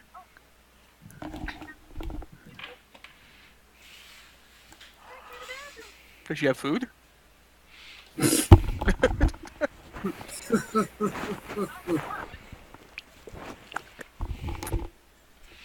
Okay, that would be my turn. Alright, and it's now Gary's turn. I'm going to cast Magic Missile as a second level. So that would be 4d4 plus 4. Roll it! Okay, whose turn is That's it? not bad. As you notice, Gary, how do you fire I- these magic missiles? How do I fire them? Out of my fingertips. Why was it? Oh, that's a +4. Never mind. Out of your fingertips. Alright. So you like He finger kind of shoots with a gun. Pew pew. you finger crossbow it. That's like, yeah, not as like I'm grabbing an item. Yeah.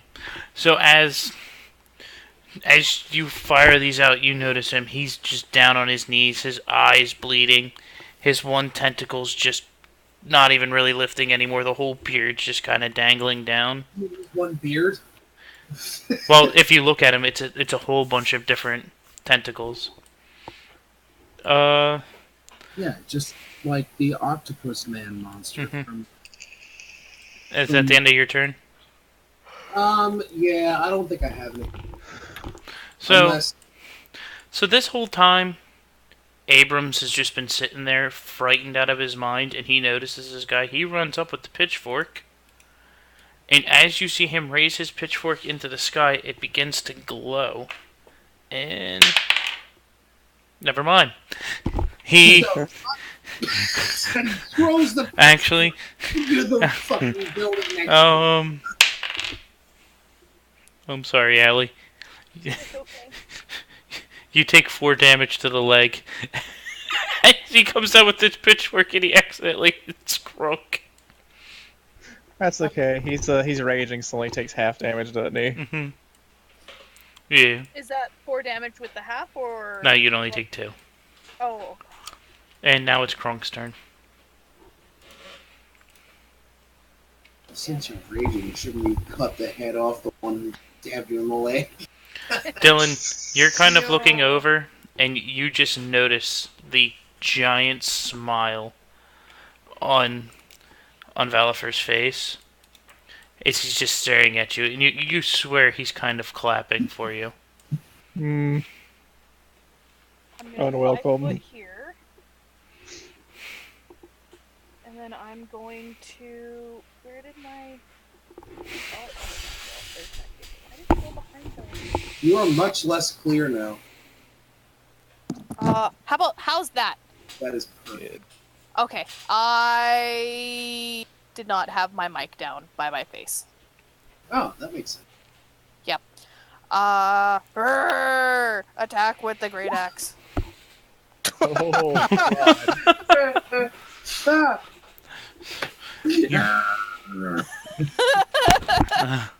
God. Roll that damage. One more time. It added it automatically, +2. Oh, okay. 23 damage, boys! +2, so 25. As Crump comes around, he kind of drops the great axe on the ground and puts it underneath the devil's foot as he's running, trips him into the air, and as he's in midair, he puts the axe over his head and just smashes down into the center of him. Just completely decimating. The whole body's twitching, but you notice it's still looking, and it's staring at Malorus. It's immobilized with the axe in the middle of it, but you see the beard kind of pull back like it's going to hit you. It's your turn now. My Dylan. turn? Alright, I'm gonna take a cunning action to step back one out of his range, and I want to hellish rebuke him. Let's see, where is it at? Something overcomes you. You almost just hear. Ooh. You hear Valifer's voice in your head. Take him. Take him. And you just notice that hole in the ground that opened up before just kind of widens. And you know it's you. You're doing this to him. And the ground just erupts into this green flame, and you just see him start melting away.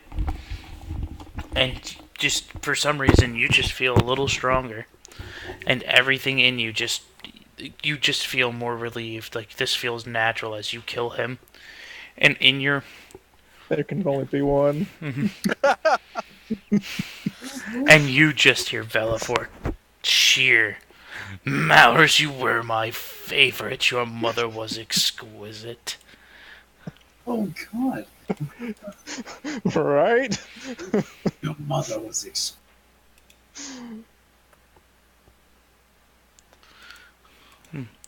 As, Input appropriate response here, or maybe not. as you guys just look, the hole in the ground where he was just sits there.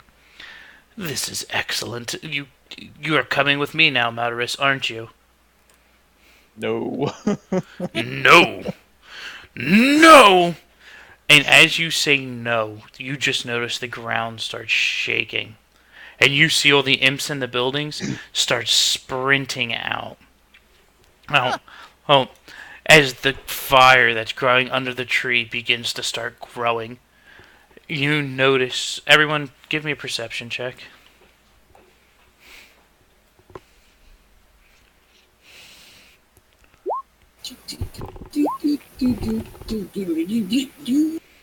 Ooh. Yay.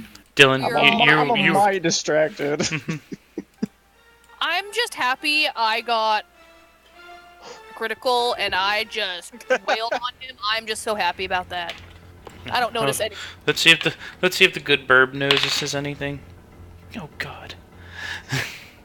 Let's see if Abrams notices it. Oh God, he rolled that one. I mean, there's a 20-foot tall pissed off demon over there. I'm not paying attention to anything else. He's real pissed. Like, you notice this hellfire pushing out, and it's going. Actually, Gary, you're gonna get advantage with that roll, and you just hear someone scream, "Mesh, mesh!"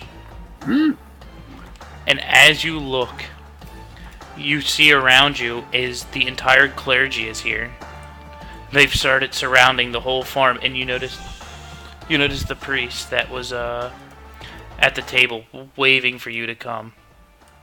The one that gave him the drink? Mm-hmm. Get out of there! Come! And you just notice all the imps moving. Yeah, just go. It's fine. We were fine until you would come. Notice all the... You notice all the imps are fleeing as the fire's raising, and you kind of look and you see all the priests and clerics just start chanting, and like a barrier is starting to form around the farm.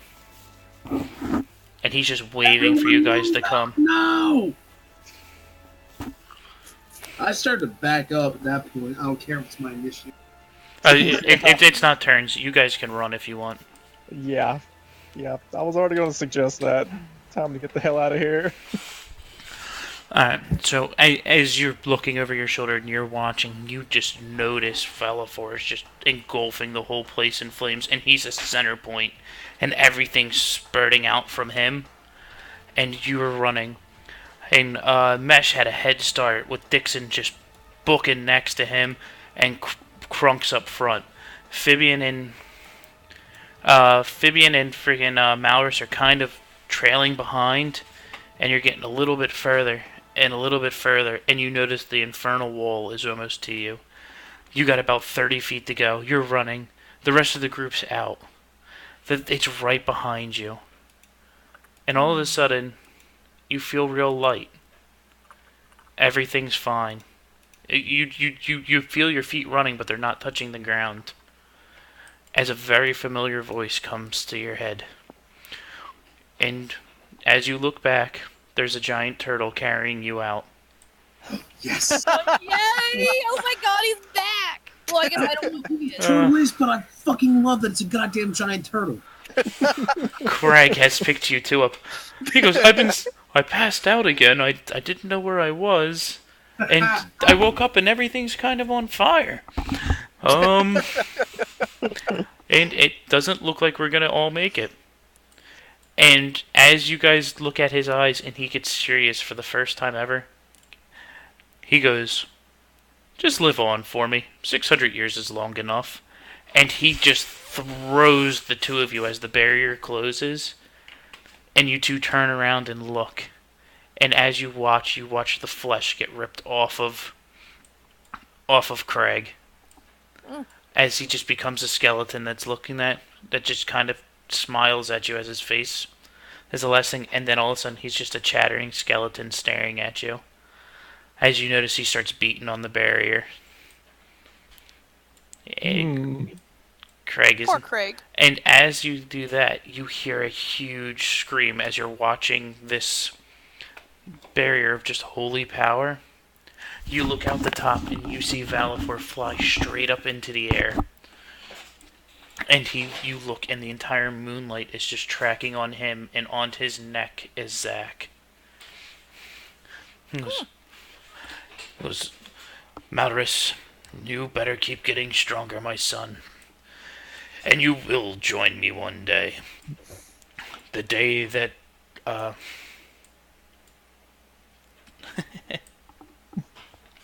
man, I forgot my own god's name. As the day that Deimos returns to this earth, you better be ready. And just Zack stands up on his back, and that weird voice just thaumaturgies off as loud as it can. He goes, prepare to hail the moon that never sets. Deimos will rise. And you just notice at the moon is all this energy seeping up from the ground. As you look back from the way the city was, you see the light coming out of Belavesh. And pretty much everywhere that you guys went with Zack, is you notice energy going your whole entire path. What a dick. And as a last moment, as you watch the skeleton beaten on the barrier just get engulfed into the flames, Valavesh just lets out this giant roar, and you're all knocked unconscious. I'm gonna get a saving throw. Satan of the fucking moon just kind of came down and Told us to sleep. I mean, I really wouldn't expect it, but that's fine. Alright, re-roll me initiatives real quick. Initiative.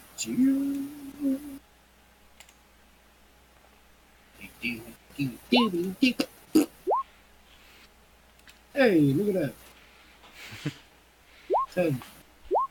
18. Oh. Apparently didn't click on me, so, it Nah, got it's cranky. fine. I didn't. So, Dylan, because Crunk, not really introduced yet. Dylan, you're starting to kind of hear the birds chirp, and everything's kind of weird. You're laying in a bed. I am? No, this is Dylan. You're laying in a bed, like it's a cot, and you just kind of see the sunlight gleaming through the tent. What do you want to do?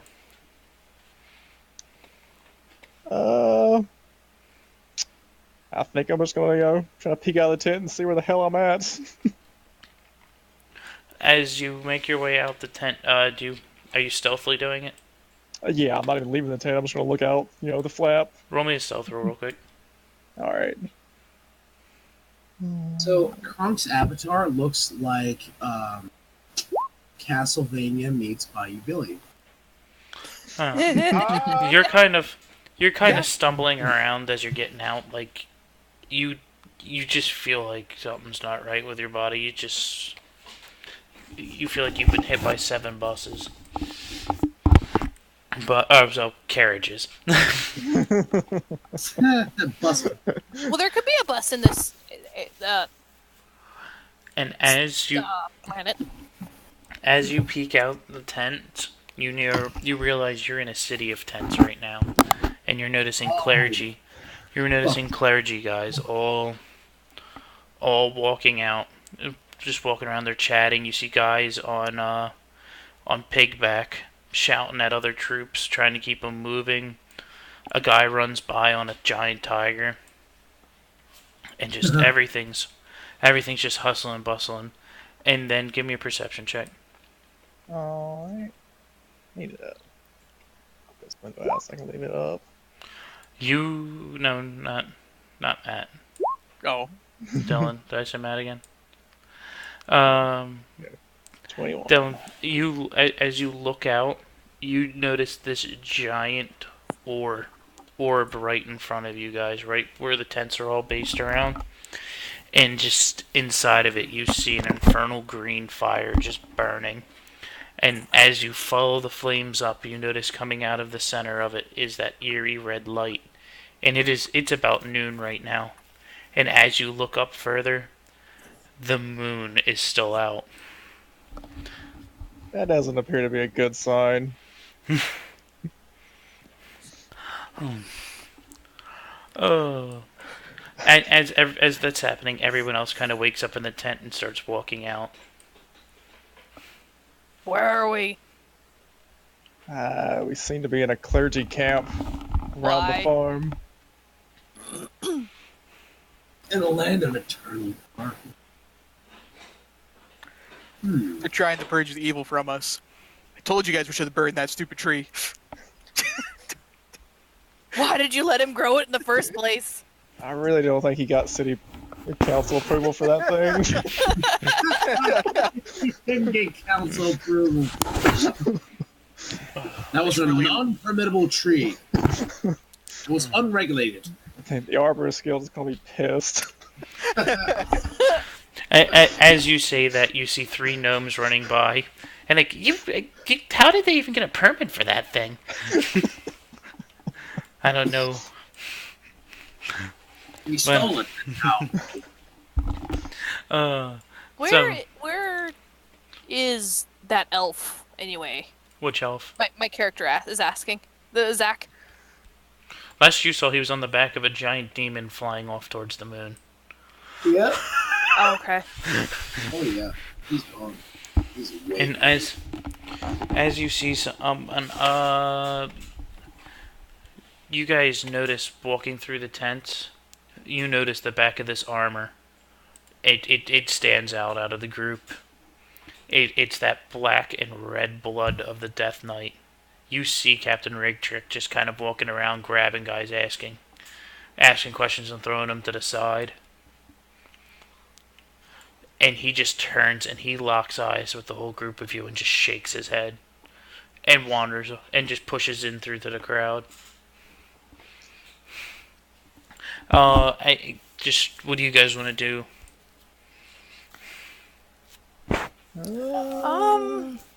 Well, Mash is going to just traipse around camp, having like what's available, and overall just taking in the wonder of this endless moonlit.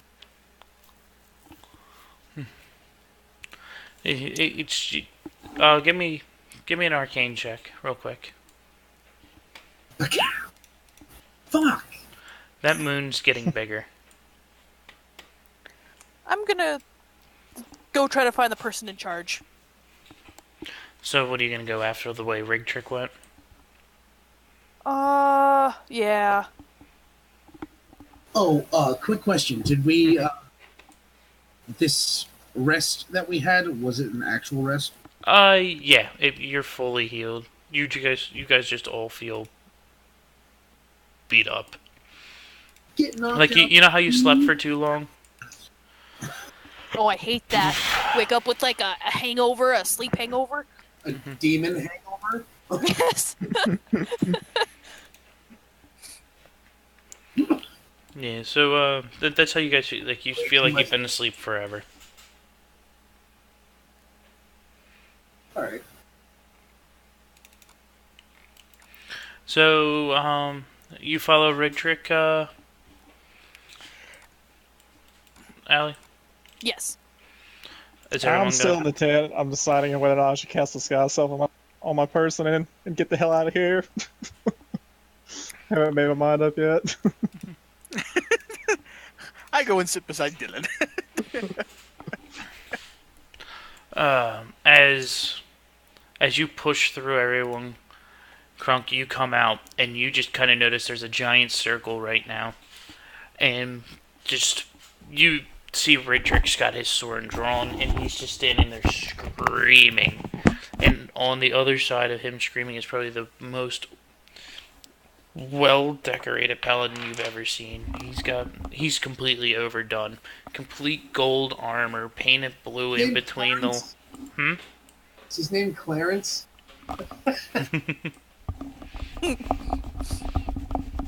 It's completely gold-plated. His helmet is of a giant ram, as he's got 2 rams on his pauldrons, too. And you just hear the 2 of them shouting. As the paladin goes, "How did you allow this to happen? How did you let him come back after all of our father's work?" And you just see Ridrick smash the sword into the ground and run up and try slugging the guy. "You're just as much to blame for this, for purging the Dark Elves. You pushed their hand." Fight! Fight! Fight! And they both just turn and stare at you. Like, you can know that everyone here is petrified. Because from what you know of Ridrick, and you know that his strength unmatched other than by his father. You've heard stories of him taking down whole warships by himself. The rest of you have seen it happen. So, hearing all of this, Mash, grabbing a small chunk of bread, goes over to Krunk and just vaguely cheers him on.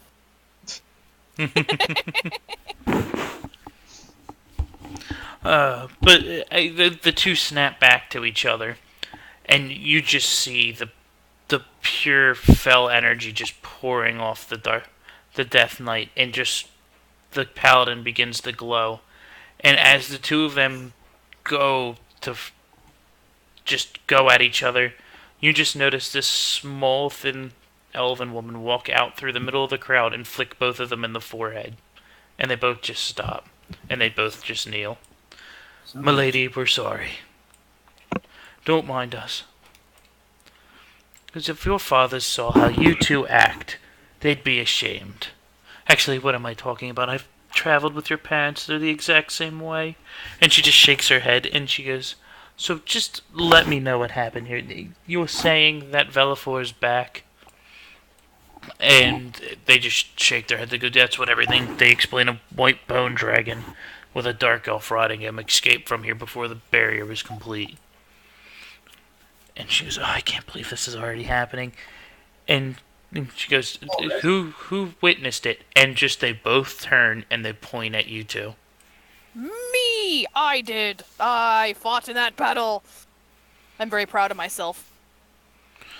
And she just kind of shakes her head. "Alright, get them to my tent and I want a full debrief." And you just see her walk away and they go, "Right away, ma'am." And then you just see the 2 just glare at each other and their aura kind of grows back up, and they both turn to their head guys and tell them to gather you guys. As I walk past the 2 that were fighting, I want to tell them, no use arguing with each other, boys. What's happened has happened. It's in the past. Just try to fix it now. It doesn't sound very orcish of you. I'm a bounty hunter. If you're gonna fight with each other, you're not gonna get a job done. As you're saying that, like, all of the clergy tackles you and just goes, "Shh. They almost stopped. You know what happened the last time they fought?" And one of the other guys, "It wasn't pretty. It wasn't pretty at all." How many people died? 86 last time. 86. Maybe we can try to get it to 87. We could try to get it maybe to 100. You guys can die from that backlash. I'm not getting absorbed into that soul. No. We'll be speaking from the back. Well, last time it was 2 square miles that they absorbed all the souls from. Captain Ridrick did. Well, we'll leave it be for now then. So as you guys do that, 2 paladins just kind of start pushing you, and back back to the rest of the gang. I don't feel like pushing the button. What are you two doing in the tent right now? I still haven't made my mind up about getting the hell out of here. I've been silently debating also this entire time. I'm sitting with the map in my hand, trying to figure out how to erase where the farm was.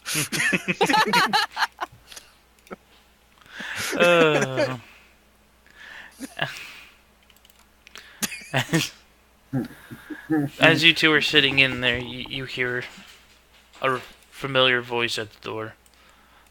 And you just see Dixon walk in. He his guitar is not even with him. He goes, we've been summoned. Summoned by who? The head of everything here. It's one of the heroes of the Pantheon. It's even amazing to see that they've left. No one's seen any of the champions since everything happened. And of course it's Lady Longstride. Oh, Lady Longstride. My character will giggle at that too. Thank God you two aren't there. Oh, that's right. This is just that. Oh, that would have been so good. That would have been pretty good, though.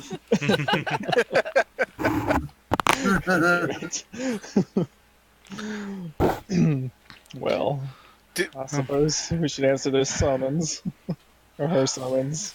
I have an important question before I go. All I can do is answer it for you. What's up, bud? Does she know how to remove ink from a map?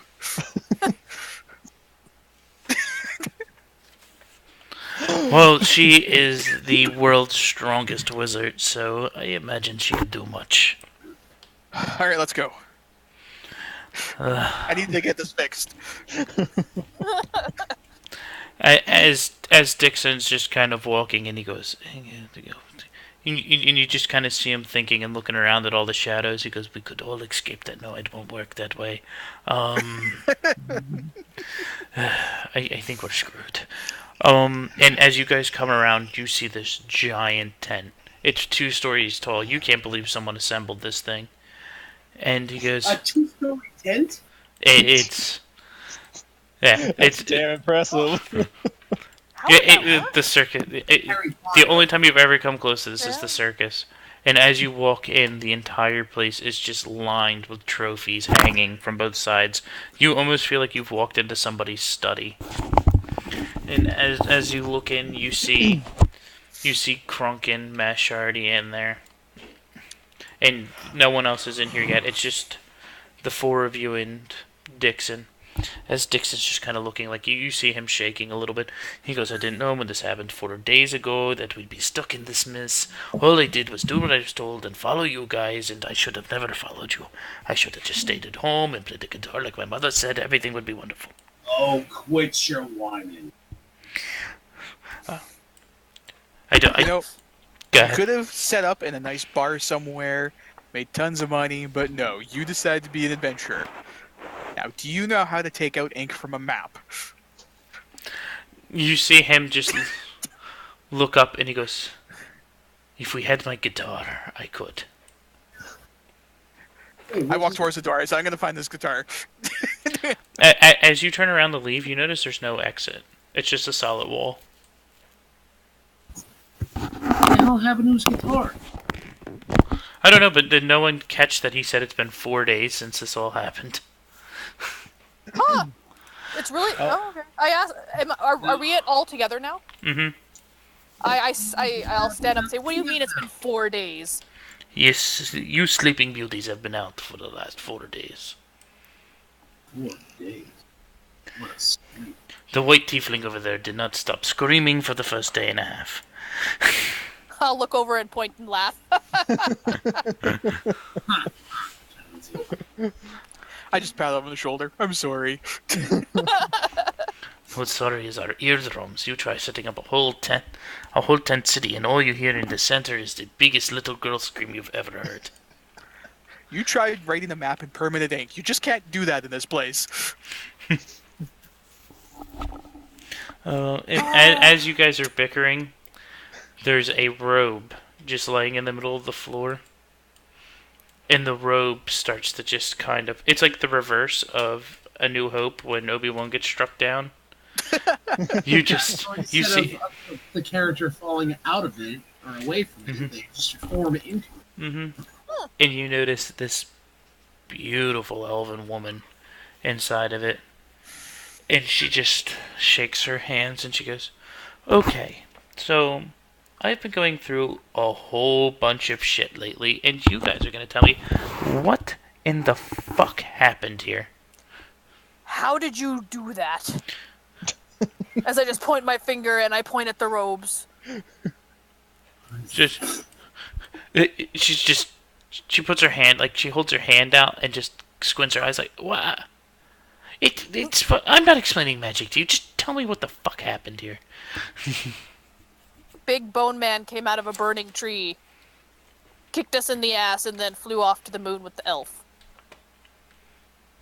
That's pretty accurate. That's pretty much what happened here. I really don't think he had a council permit. As you say, saying we should burn that tree.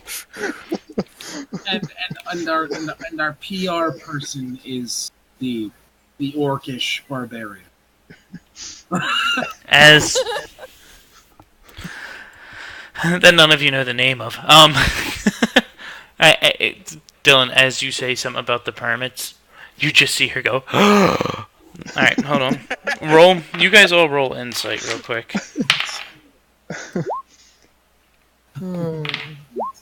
Oh, I have no insight. I have the best insight, somehow. As you all catch the sarcasm, she didn't get the permits. That monster he is, other than all the souls he's going to devour. And now Krung is very believing in that permits are the most important thing in the world over the end of it. Do you have permits for this place? Alright. Hold on one second. He's gonna go. She's gonna shake her head. She goes, I have a way of dealing with you orcs. And come on. Huff. Damn it. Let me cast it. So, upon hearing her say that before she can do anything, Nash has a certain, got a certain eye for a lot of oddballs. Now, correct me on everyone's race. We have a tiefling, a dragonborn, a half-orc. No, full orc. You're a full orc. Fucking hell. I'm very smart for a full orc. And yeah, incredibly. And the other is No. a gnome. Yes. That has a really bad infatuation, almost a love relationship with making maps. Give me a wisdom saving throw as you guys are discussing this. Krunk.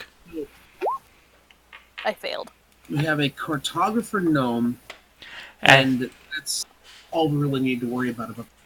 Everyone else is scary ass motherfucker that most people are not going to like on sight alone. You were told this is one of the heroes of the Pantheon. This is a person who killed a god. This lady person? Yep. She's one of the heroes of the Pantheon. She's one of the 6 that killed a god. And you pissed her off, and now all of a sudden, you just notice Krunk's missing. There's clothes on the ground and a hat. Everyone give me a perception check. Jesus fucking. People aren't gonna like it if I'm naked. I can tell you that much. Dylan's I still... am really wrapped up about that fucking permit, man. No. Mesh Amphibian look down. For rules and loves maps. Mesh Amphibian look down, and they swear the hat moved. That's too bad. He seemed nice. I have a hat. Oh. Wait, yeah, you have a hat. You have the fucking Bayou Billy hat. I put the hat on. As you pick up the don't hat to wear put me. it on, you see a gray rabbit fall out. I'm a rabbit. Oh yeah. I pick up the rabbit. I poop in his hands. You don't have bowel controls. Actually, roll for bowel controls. Give me an intelligence. Oh, please fail.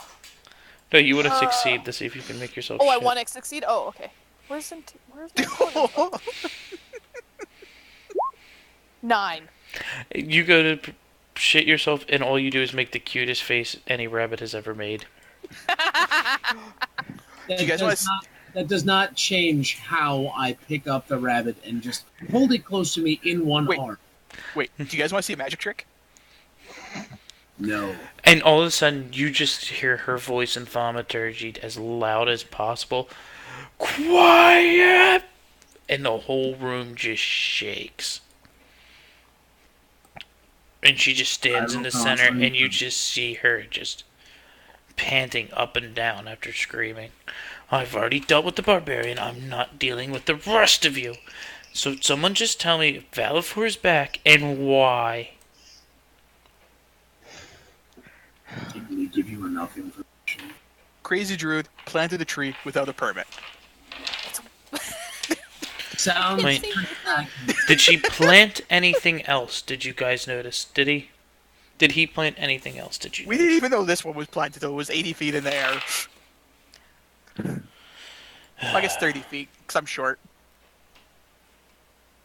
Out of character, I think he did plant more things in the forest. Yeah. I don't know. This is the only one I know of. much than that. I'm actually trying to remember if I actually did see. I don't think there's any others. Roll a. but- Oh, she was laying them left and right. Yeah, I mean, like I remember. Just I remember do it an happening. I just don't remember if my character. do was an there. insight. See if you remember. All right. So I know, like, planted one like in the city, in the park, but I don't remember if my character was there. No, it was so close. Nope, you don't remember anything else. Neither does Fibian. Man, them Oh. rolls tonight. Wait, would I have kept track of them on my map? If you had remembered them, but you don't remember shit. The 4-day nap you took really messed with your brain. You really. You go to pull out your map to see if you looked on it and you rip it. That's fine. This one was terrible, anyways. I Actually, can't take the ink out. as you roll a deception. Alright, you're able to kind of wipe away the tears before anyone noticed as you cry. You tore your favorite map. Alright, well, so was he one of your friends? Were you guys together long?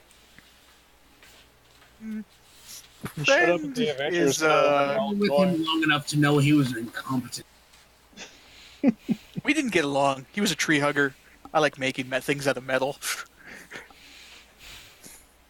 So, no prior history. And as you guys say that, all I can imagine is Crunk goes, eat. Shut up, rabbit. I Okay. can hop and sit on her Would you foot. mind changing You're my... being held. You're being held by a dragon. Oh, that's right. I snuggle up to the dragon. You're being held comfortably by the dragon. Can I show the magic trick now? No. I want to show you how As to you pull a guys are- rabbit out of the bag of holding. Don't put me into a bag of holding. I'm gonna suffocate and die. As you guys argue about that, all of a sudden you just see like an orange rift, and as you see that, you see Rig Trick walk in. He goes, I looked. They weren't together when the contracts were held out. They were all separated. I brought them together. I'm sorry I didn't catch this. This is all my fault. And as you guys have been saying all this, he kind of looks into the dark corner and notices Dixon, like, trying to be stealth. Like, no one had noticed he'd been missing. He was just kind of standing in the corner. And you just see Dixon shake his head. He goes, "It was worth a shot." Yes. Goddamn birds. Alright. Well, now that you have all been cleared, I'd still like you to continue on your missions with the ruins. If you guys don't mind, while this is all dealt with. All well and good, except I don't know how Rabbit. And you just see her roll her eyes. It'll wear off in a half hour. In a half hour. Until then, my friend, at the rabbit. I will do the ruins, but on 2 conditions. 1, I need better things. Did you just see the giant demon? I didn't sign up for giant demons. That had nothing to do with us. That was on all of your accords. That doesn't matter. When she says that, I start to squirm and like try to squirm out of the dragon's arms. Roll your athletics against his strength. If you're trying to hold on to him. I let go. Oh, okay. Fuck that. The rabbit just falls to the ground. Athletics. You land. Gracefully. I just run up to the lady and just start like jumping up and down. Angrily. As angrily as a bunny can be. Did you go into rabbit rage? I hope so. Can I rage as a rabbit? It's a raging rabbit. Not to be confused with the rabbit. You know, the nice thing about a max level character that killed a god, you get to go through all the spell books to see what they're gonna do. Hey. And 2, can you fix my map? Really? Why is there a spell called Weird? Because why not? We have men around here? Pretty sure some god-slaying magical you see wizard does that And, cantrip that fixes things. Prestidigitate or whatever. Wait. Oh no, Allie had mended. I think it's prestidigitation that lets you like take stains out of things and. You can, yes. And then the other one, the mending one, I'm surprised you don't have it, actually, Gary. No, I far more useful. Why don't you have prestidigitation? As That's the another rabbit, good question. as the rabbit is sitting there yelling, you just kind of hear, you hear like a trumpet blow from the back corner of the room, and the map's put back together. As you turn, the Kenku copied the noise of a trumpet and used that as his spell to heal. You're the best. And he just kind of cowers back in. But as you guys turn back, you notice a arcane gate open in the ground, and the rabbit falls through it, and it closes. No, I don't want to die. I like Croak. I open up my bag of holding and try to pull the rabbit out. Okay, I might return it at the end of this conversation. I see. Then we'll take our leave. The conversation has ended. We have we do. Alright. So I guess you guys are all just gonna go on your merry way? Ask if is there anything else There she that is. she needs to ask or say or anything else? Rigtrick has cleared you. I just need to speak with him. And Rigtrick's just like, go to the ruins, kind of disappear for a while, everything will be fine. Hopefully not. Yeah, it's in my head to want to get the hell out of here. I was on to sneak away to begin with. Let's go. Also, as a recap, because I didn't get a chance to watch the video, why are we going to the ruin? Oh, we were just asked to go. All right. The thing is this world was never... it's just discovered.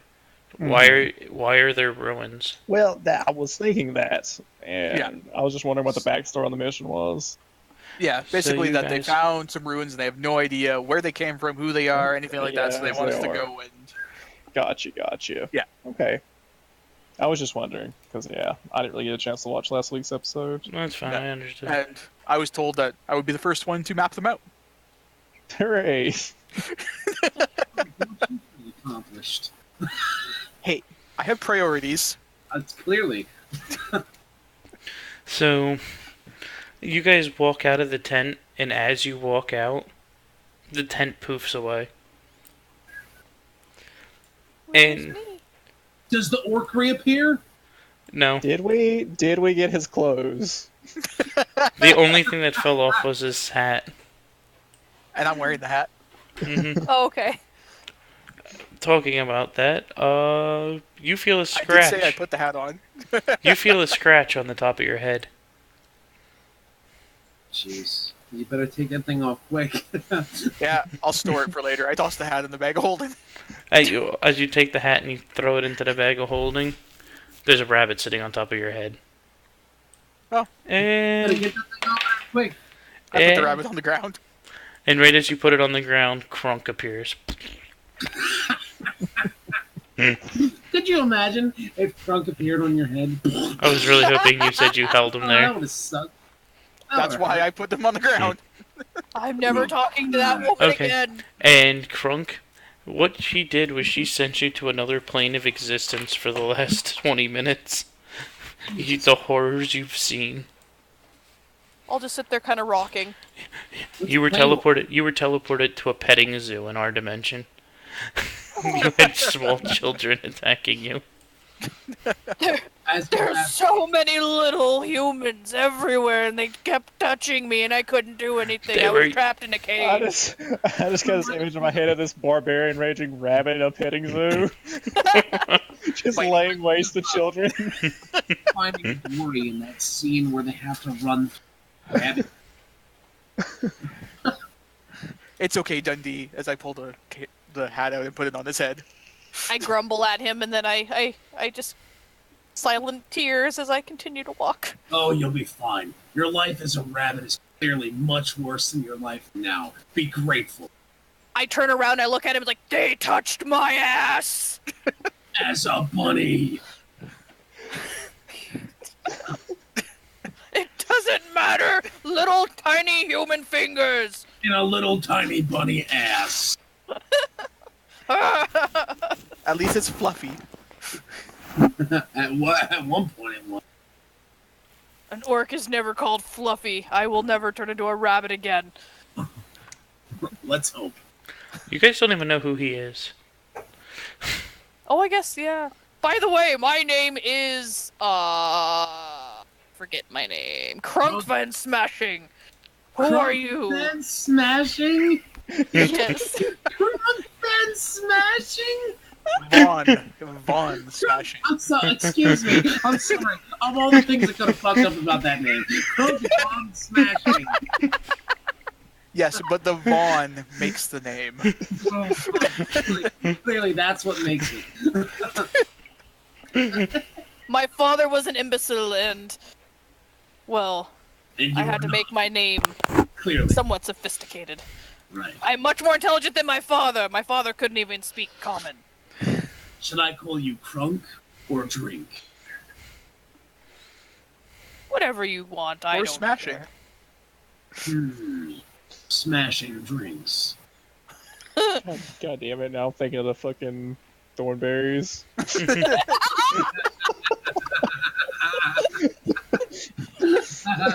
love the thornberries.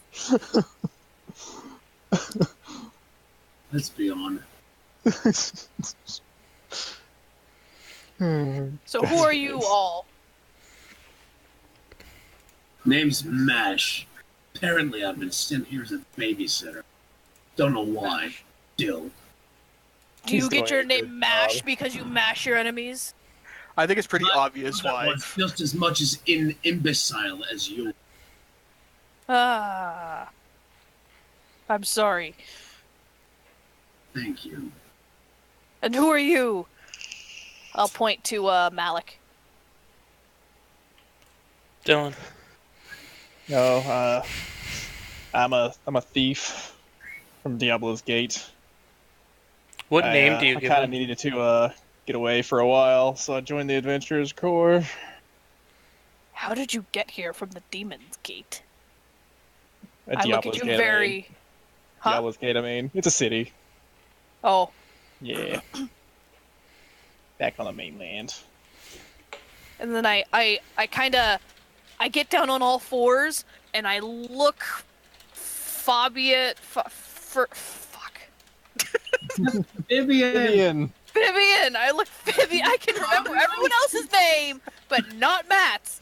Vivian in the eyes and say, "Who are you, little one?" And I First look of all- very. Well, I cast a spell on myself. I start going through my life story, and then I jump up on your back and I say, I have a new ride. I look very confused, and I I will tell you my story as we go. Onward! I fall straight on my back as hard as I can. Just full weight, all 300 and some odd pounds. That's quite uncalled for. I have short, stubby legs. I travel faster with somebody else. I was just molested by children, small human fingers. I do not need a little gnome on me. I just watched my turtle friend get blown up.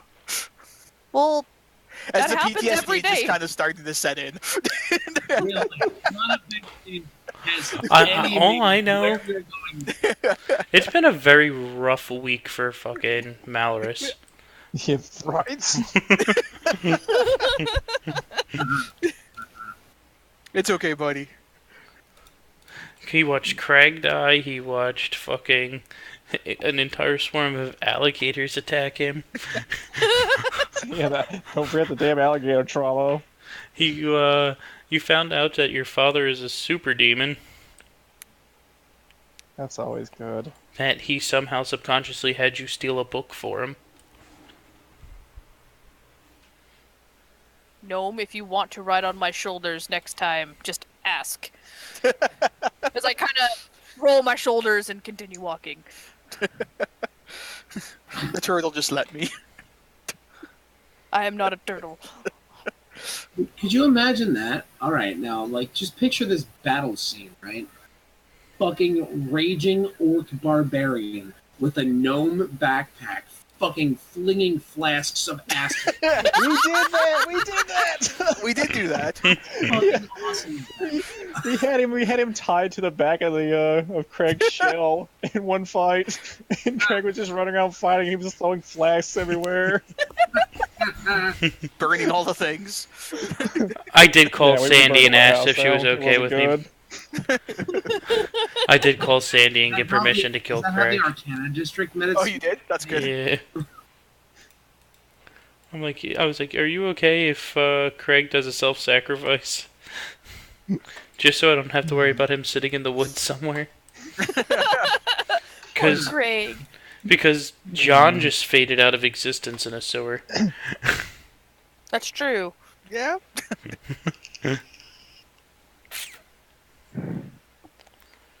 Oh, shit. Alright, so I guess, is there any reason that you're going to stay with them, Crunk? I'm a man for hire. Actually, would you all like to do a perception check real quick? Boom! See who notices it. God damn it! Dylan's getting there. I was hoping I was gonna roll low again. Who are we missing? Just Crunk? Oh, do you want me to do a perception too? Oh, sorry. Perception. Look at those sexy rolls. Yeah, Dylan, you're just kind of rubbing your arm up and down, and you kind of look into it, and you notice that you're branded with an infernal mark on your right Aw. arm. And you kind of look, and as everyone's talking, you notice one on Fibian, one on the dragon. Nash. And, yeah, I know. And you notice that there's just kind of a glow coming out of the orc's trench coat. And I'm gonna ask the group: Did we get brands while we were knocked out? As in, did we go get tattoos? I try to look at my back. I just picture the orc turning in circles, trying to look. One sec. You like to think you're smart at times, but I still gotta play into my orc race a little bit. sometimes Dad comes out a little bit too much. Also, do I recognize it? Because I technically do speak Infernal. Is it a word or something? It looks like it's a word, but it's very ancient Infernal. Like it's almost cosmic. You can almost pick it out. It doesn't resemble Draconic at all. It actually it does come a little across as ancient Draconic too. Like it's something you would have come across in your studies, but without a reference. You're not going to remember what it was because it looked like just like the chat or the Infernal that was on the book you had. Actually, if you really think about it, it looks like the title of the book you had. Oh God, that sounds awful. Yeah. So the title of the book that That you subconsciously stole Dad when subconsciously made him give over to this fucking bone demon. which he read from and summoned all the imps and other things from. Sigh. There's my chance to dual class as a warlock. If anything, it's easier for you to be a warlock now.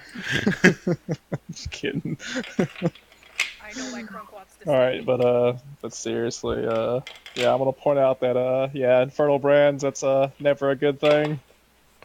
Oh. And it looks like you're all bound together by it. Will an Arcana check prove useful? Yeah, roll it real quick. The fuck, dude? As you stare at it, you start kind of waving your hand over with some arcane, and there's a huge fell energy backblast, and it like scorches your hand a little bit. You actually like burnt your hand. Can I try to look at it as an orc? Huh? Give me a perception check or an investigation. Give me an investigation real quick. You stare at it, and as you look, you really get a feeling that it's a bunch of fucking squiggly lines. The lines look like someone pissed on you, and it burns. And we thought you were a smart orc. Can I do a history check on them? Yes, see because if I you're recognize them? you're a scholar. Yes. From your time at the academy, you look at this, and you start shaking your head, and you look at them, and you go, "Do you really want to know what it is?" Matt, jump down a channel for me real quick, because I want you to sell this. Oh, there. Hey. It's the dorkiest thing ever. So they branded you with the word infernal.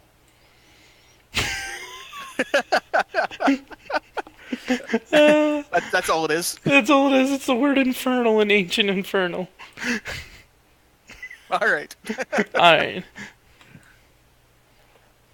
Move the mic so that hopefully Moo doesn't think I'm talking about him. It's funny that you call him Moo. Yeah. Well, Mew is the actual name for her, but sometimes I call her Moo because she's like my little pygmy cow. She's a 17-pound black and white cat. Oh my God, what a porker! Right? She's adorable though, but she's almost all muscle. She's built like a tomcat. It's crazy. Built like a fucking tank. Exactly. Not wrong. And that's why sometimes when I'm in a bad mood, I call her my little pygmy cow, and it makes me feel better. Hey, whatever works, man. She doesn't like it at all. Sometimes she'll attack me, but Cat glare when you call her that. yeah, for the most part. Sometimes. Our gray cat, we used to call her Fatty.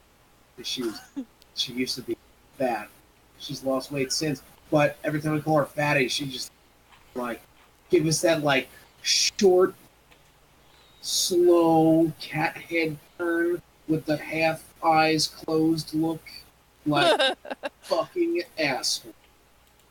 Like, sorry, dude, you're a fat ass. Hey. Alright. Tell us, little gnome, Fabian.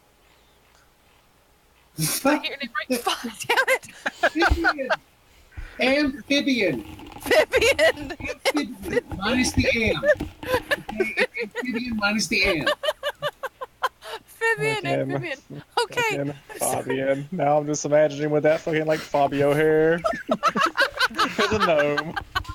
That's what I always think of. Is Fabio is a fish. It's a Fabio beard, thank you. Fabian! What's the curse? Alright. It's super complex, but it means infernal.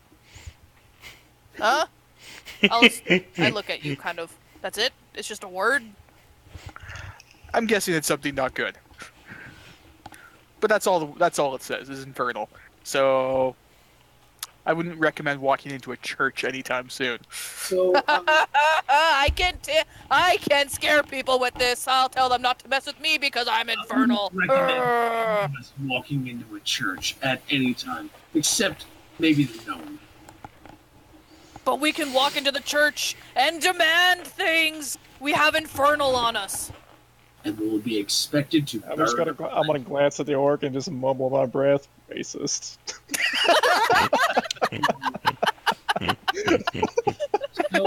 So Jason, would Mash understand what infernal means? History, past, like, what do you want for that to understand what infernal actually means? Or is that just kind of like general? You completely broke up that entire conversation you were trying to say. So, would Mash know what infernal means? Is that general knowledge, or is it something I should roll for? It's got something to do with ancient infernal. It really doesn't have much to do with your dragons, but I'll let you roll a history to see if they overrolled somewhere. Oh yeah, sure. Let's see how this goes. Ha ha! Huh. It came. You remember it? It kind of glanced through the book and not too much in dragon history. You're like, yeah, there were devils. Yeah, they changed. Okay. That's about all you get. But I understand what that infers. Mm-hmm. Yeah. Can I roll something just to see if I know if this is some kind of contract, demonic contract? Go ahead. What do you want me to roll? Give me 2 rolls. Give me an arcane and give me a history. Okay. You give me the history too. Yeah. There it is. Hey, at least you're consistent.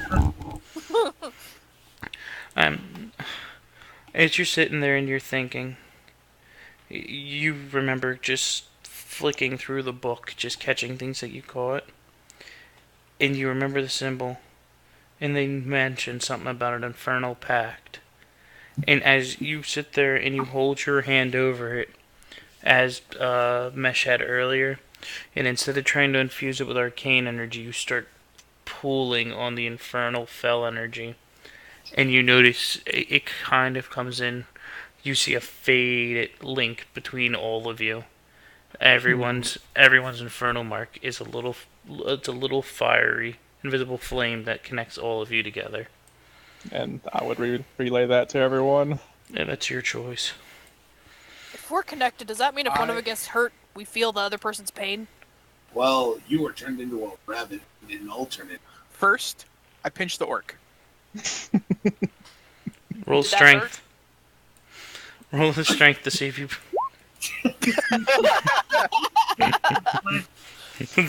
the orc doesn't even turn around. That's fine. Did anybody else feel it? No, we must be connected. None of us felt it. Okay. And I cast Detect Magic. Do you have to Specifically specify? looking this. No, basically, here I will. If I remember right, I think Detect Magic basically lets you see magic and it also lets you know what magic it's from. Yeah. So here I'm going So to. if it's like evocation or conjuration or whatever. You can sense the presence of magic within 30 feet of you. If you sense magic in this way, you can use your action to see a faint aura around any visible creature or object in the area that bears magic, and you can learn its school magic, if any. All right. Yeah. So you sense the link, and it pretty much just comes down to its infernal magic. You are all bound. Okay, so we're all glowing. Give me another arcane check real quick. Matt. You for a second there, you had it on the tip of your tongue. You remembered some kind of magic that this was reminding you of. But it just, you lose it. It just falls off. You know it, but it's just right there. And you just kind of let it go to the side as you just look up and you notice this giant moon just sitting above you guys. While Fibian is looking at the moon, I turn to Malik and I ask, so why is your father evil and came out of a burning tree and fly to the moon? You're asking me? Yes. I didn't know anything about that before today. I mean, in all fairness, who else is he gonna ask?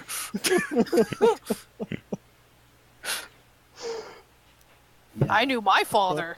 How do you not know that your father is an evil tree burning man? Both of my parents were human. I knew them both. You must have been adopted. And you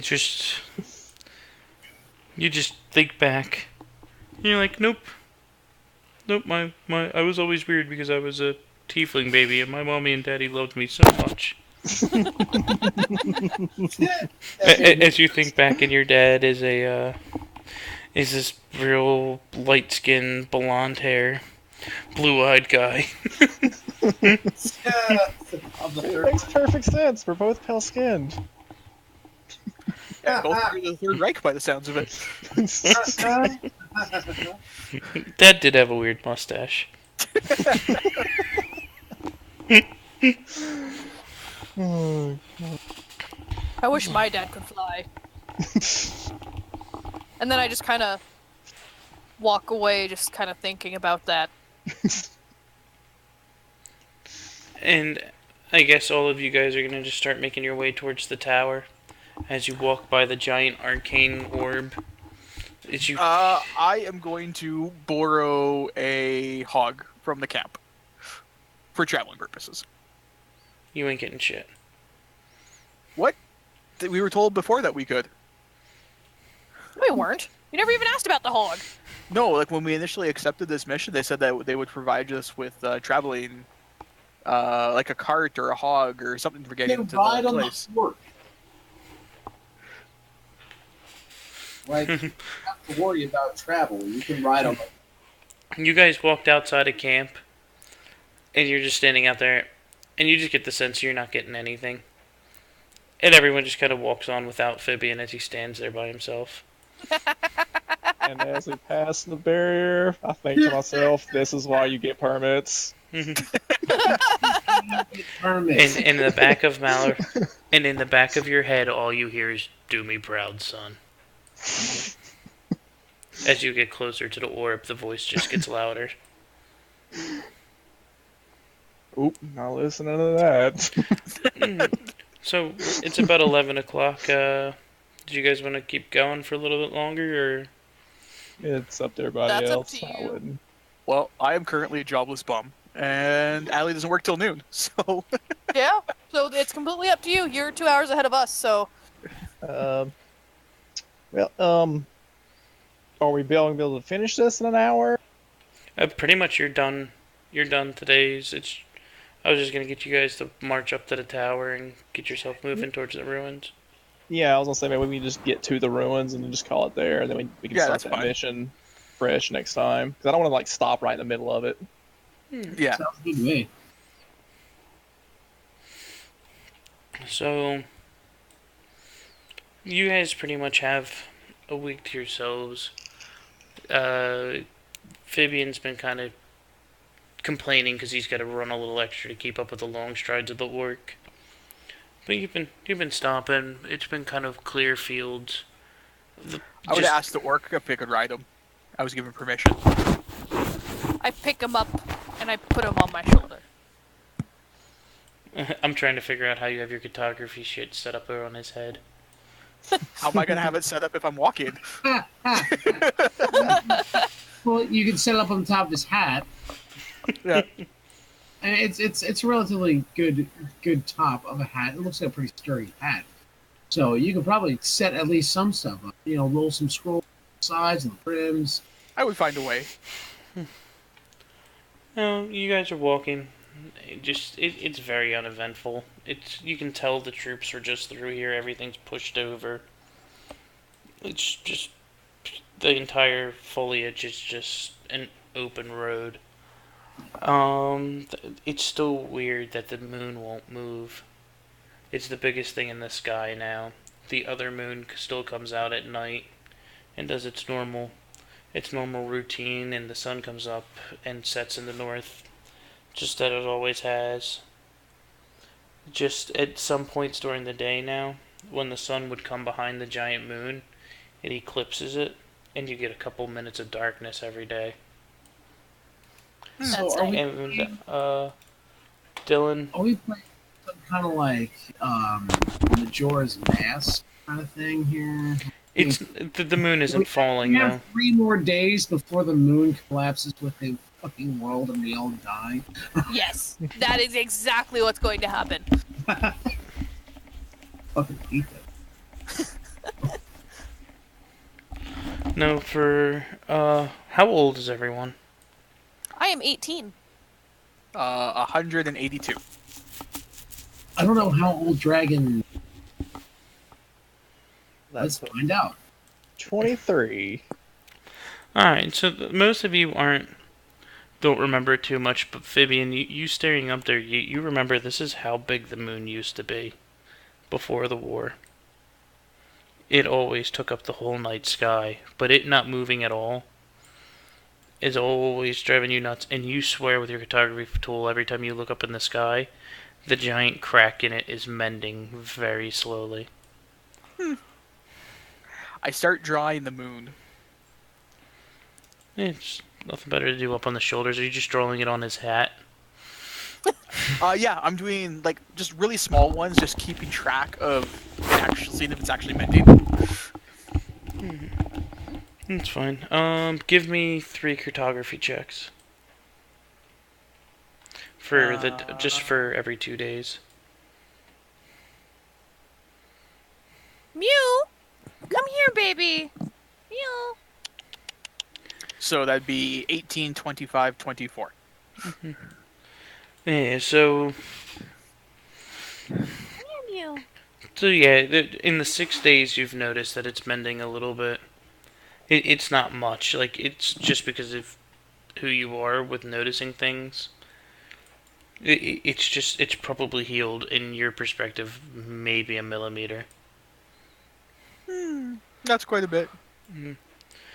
But so And did you want me to do any checks for the map I'm making as we're going to? just to drop one more. 24. Yeah, you're not having any issues at all. Every night when you guys set up and it's your turn to watch, you've just been drawing.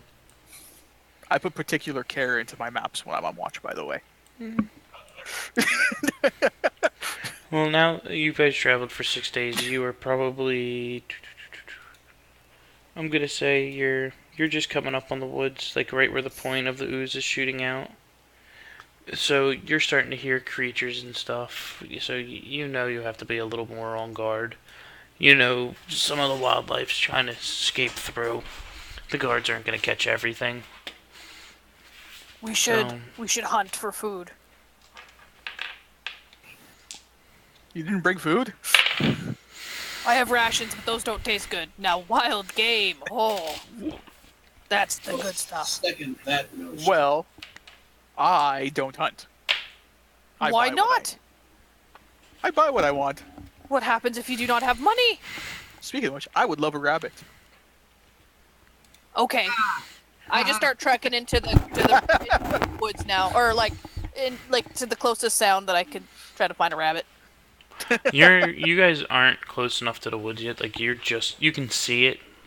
Oh, Say okay. you guys are coming over a hill, and you know it's about another day's walk to the forest. But you just know that you can see there's a lot of wildlife and stuff kind of scurrying around. You can actually almost see the light from the first tower. You guys want to hunt? Yes. I have fire. Let me. So I will willingly throw fucking bolts of fire around until I burn someone. And I have a great axe and a great club. I can bludgeon to death, or I can slash to death. I also have range. And I have javelins. Oh, I have javelins, throwing javelins, so I can throw those too. Hacha! Alright, so... Fucking tear a rabbit to shreds. So is that what you're specifically looking for as a rabbit, or are you just looking for game hunt? I am looking for game hunt, but if I see a rabbit, I will get it for the little gnome. Alright, let me think of a number.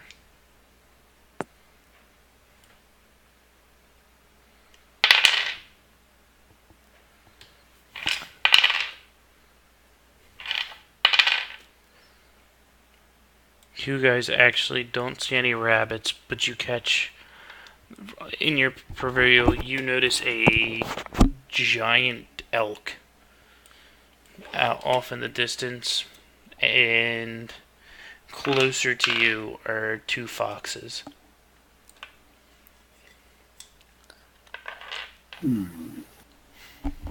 I look at, what's your name, Gary? Mash. Mash, right. I look at Mash and I say, what do you think? Elk would be a waste.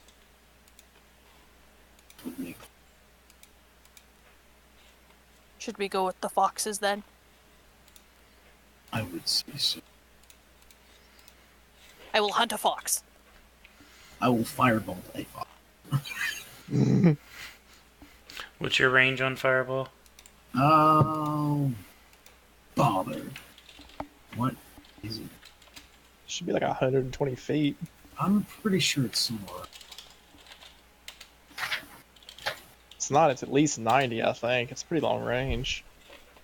Is it fireball or firebolt? Probably bolt. Oh yeah, Bolt. bolts. Bolts. Yeah. Bolt is 60 feet, I think. 30 or 60. Okay. I thought he said fireball, but yeah, it's not the high level. No, I'm that's- not gonna fucking burn a goddamn level 3 spell on a fox. No. I thought you wanted it killed and cooked all at the same time. It's not like you guys are using its spells on anything else. Oh, I'll use a javelin and throw it at a fox. Alright, so give me stealth checks on coming up to catch it. I'm actually not involved in this hunt at all. Character does not do wilderness shit. I Ooh, do look not. at that. You both actually pass its passive perception, so yep, you're good. It don't see shit. The 2 foxes are just kind of sitting there, watching a field mouse. What do I do for javelin? Just throw your javelin. It should be a stat in your... firebolt's 120 feet. Well, it just said in my inventory that I had four throwing javelins.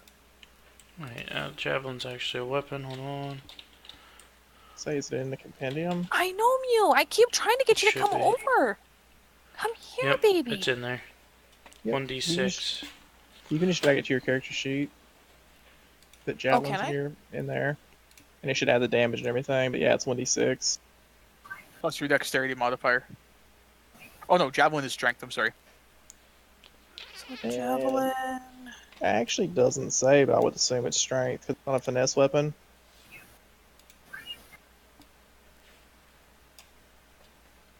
There, I added it for you. Oh, thank you. I was trying to figure out how to add. When I click on it, nothing happens. Works for me. You're clicking on it down in right under your Great Club of Rage.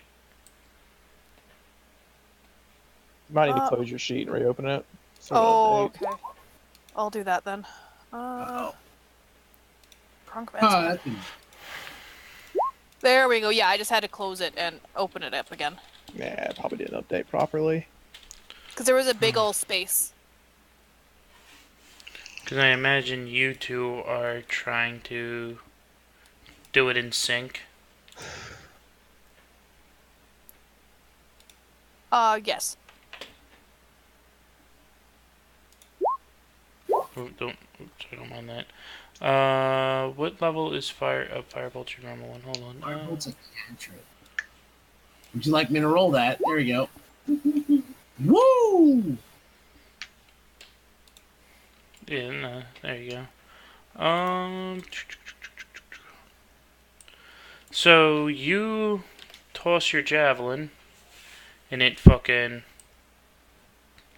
you impale yours. Gary, you cast the fireball, and it kind of lights the grass on fire next to that one. Like it just, like you just see the fucking foliage explode into flames. So you're like, ooh, maybe I shouldn't have done this at 120 feet. But you watch him just throw this javelin straight up in the air, and it comes down and roll your damage on the javelin, sorry. 11. That you don't get the +4. Oh, sorry. 7. 7, you watch it come down in the shoulder, and you just see the fox drop to its side, but it's still alive. The first one is going to sprint away. It's definitely out of your range now. It ran an extra 60 feet. It's 180 feet away. Now it's your two's turn again. I'll run up to the fox and mercy kill it.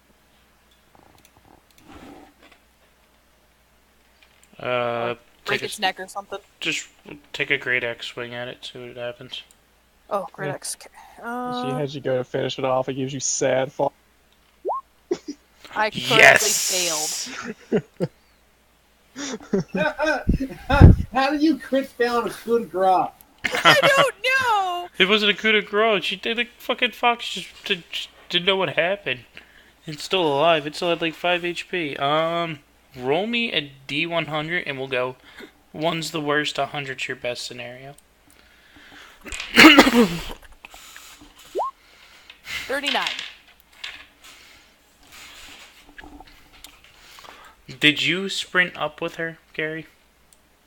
No, I'm waiting to chase. So as you go to the coup de grace this fox, you pull the axe out, and you go to put your foot out to push it a little further in, and you bring your great axe down, and you forget to pull your foot back, and you cut your little toe off. No, my little pinky toe. Okay. And roll your damage. You take 9 slashing damage because you slashed your pinky off. Wow, that sucks. That's a lot of damage for a pinky. That's okay. I still have 51 hit points.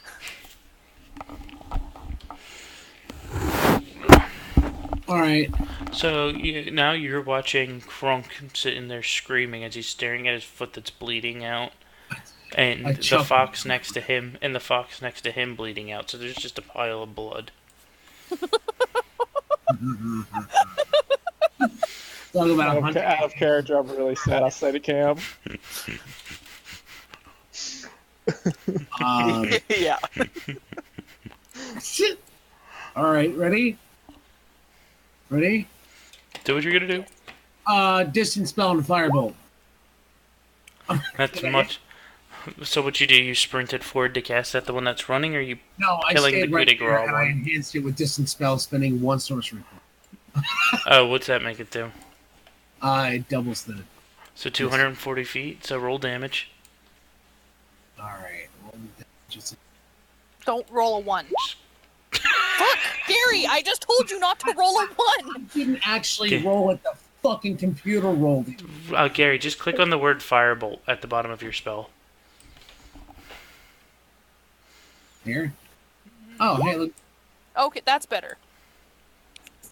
I'll I give, will you, be right back. I'll give you that one.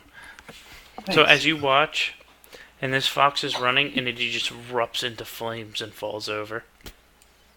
Huh, pre-cooked. And you just off in the distance, you see this little fire going. And you look back down, and there's the giant orc just holding his foot, trying to kiss it. It hurts so much. I really want you to crit fail your next attack, cut off your other toe, and you just stand doing the Ace Ventura thing, just like doing the hand thing at each of your feet. I kind of want this to happen now. Allie, go ahead, do whatever you're gonna do. Well, I'm gonna try to coup de grace again. Oh, almost. This thing's crawling away, and you go to swing at it again, and you're just off balance now. So as you stand up, because you cut it off your right foot, you pull the axe back, and as you swing forward, you like start falling to your right, and you just completely miss by the left. Your axe just digs into the ground. No!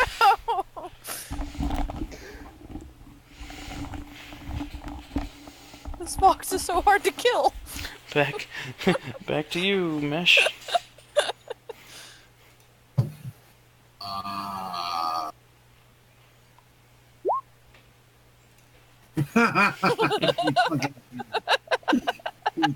You've gotta be fucking kidding me. You've gotta be fucking fuck this hunting bullshit. Enough. After this, I see I fucking miss, and it's like fucking 15 feet away, and I'm like, fuck this. I throw my hands up, and I start heading towards the other fox that I already toasted. Should have magic missiled it. As this mess is going on, that just back where you're sitting with Maurus and Fibian, Dixon is just laughing his ass off as much as he can. Because for a second there, you guys didn't even remember Dixon came with you, but he's here. And you threw your javelin into the first one, and it's still in there. You notice, you just start smelling the fox in front of you start cooking from the inside out. That smells good. Until it starts to smell like burnt fur. True, but we don't smell the fur yet. Not yet.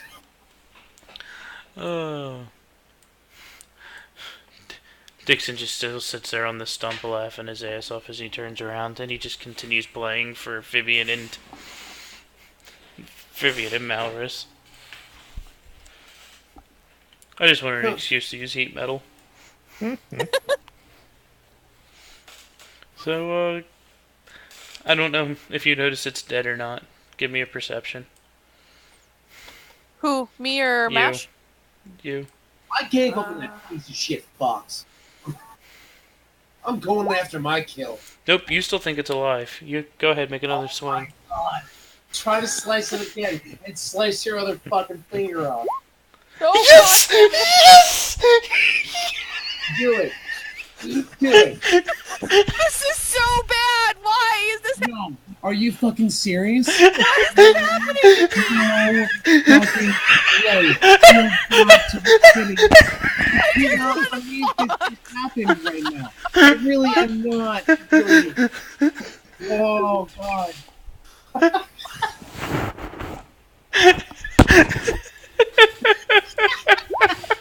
damage too. I should wear hooding. The problem is you swinging at a dead fucking fox.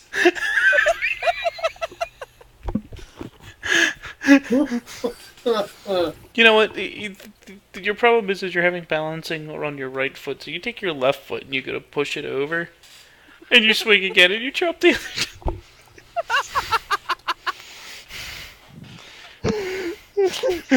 So Dylan, you now get your Ace Ventura moment with this giant orc out in the field over a dead fox. God. If it wasn't bad enough that we just joked about it, it actually fucking... Mad, I critically failed and I chopped my other toe off now. I'm Ace Venturing both of my toes right now. Oh, God. All I know, give her all wet I food, know is Matt. Dixon just can't even play the guitar anymore. He just falls Don't off give of her his the dry seat. food. So upon hearing another bout of the orc's screams, Mash just throws his hands up, puts his head down, and keeps walking towards the fox. At this point, doesn't even know if it was worth trying to get in the first place. I'm almost sure that Dixon could put the toes back on, but I don't think he will. I hope he doesn't. Actually, just a little insult to, hey, learn to chop better that, orc. DC Wisdom 15, huh? Roll us a wisdom save. No! Oh my God. I am very good at swinging my axe. My dad taught me. Crunk best at smashing there is. Alright, so after you guys come back with your foxes and Crunk's learning to walk again. I can't deal with I've taken 23 points of damage. from yourself. I just wanted food. I was hungry. And All all I wanted. it was fox. We didn't even get anything good. It was just fox. It's still food. Probably have better luck trying to sell the pelts if there's anything left of them. Dixon, can you please bend those back on? As they get back to camp, I notice both the foxes are already cooked, and I just say, "Do you guys gut those first?" We don't need to gut the foxes. The intestines are the most flavorful part. If you I don't just eat them right. I look at Dylan's character, I hand him a ration. Yeah. Hold on, Dixon is gonna roll a deception.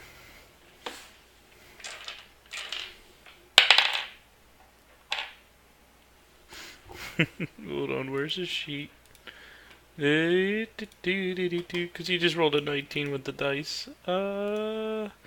Is he trained in deception? Please say he is. Yes! He should be. You have to beat a 26. Who's you? Whoever to Fabian, because Fabian asked if Dixie could fix her toes. Because I don't know how to fix toes. Yep, mending. Mending can fix toes. No, I rolled deception.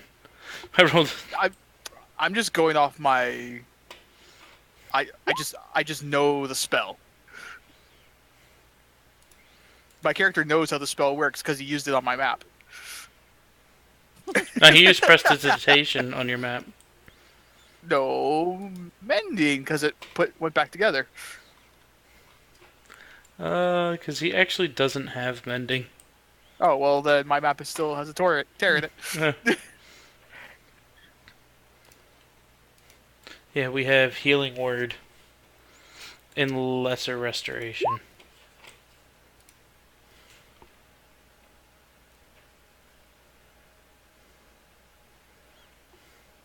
So, yep, you're going without toes. Okay.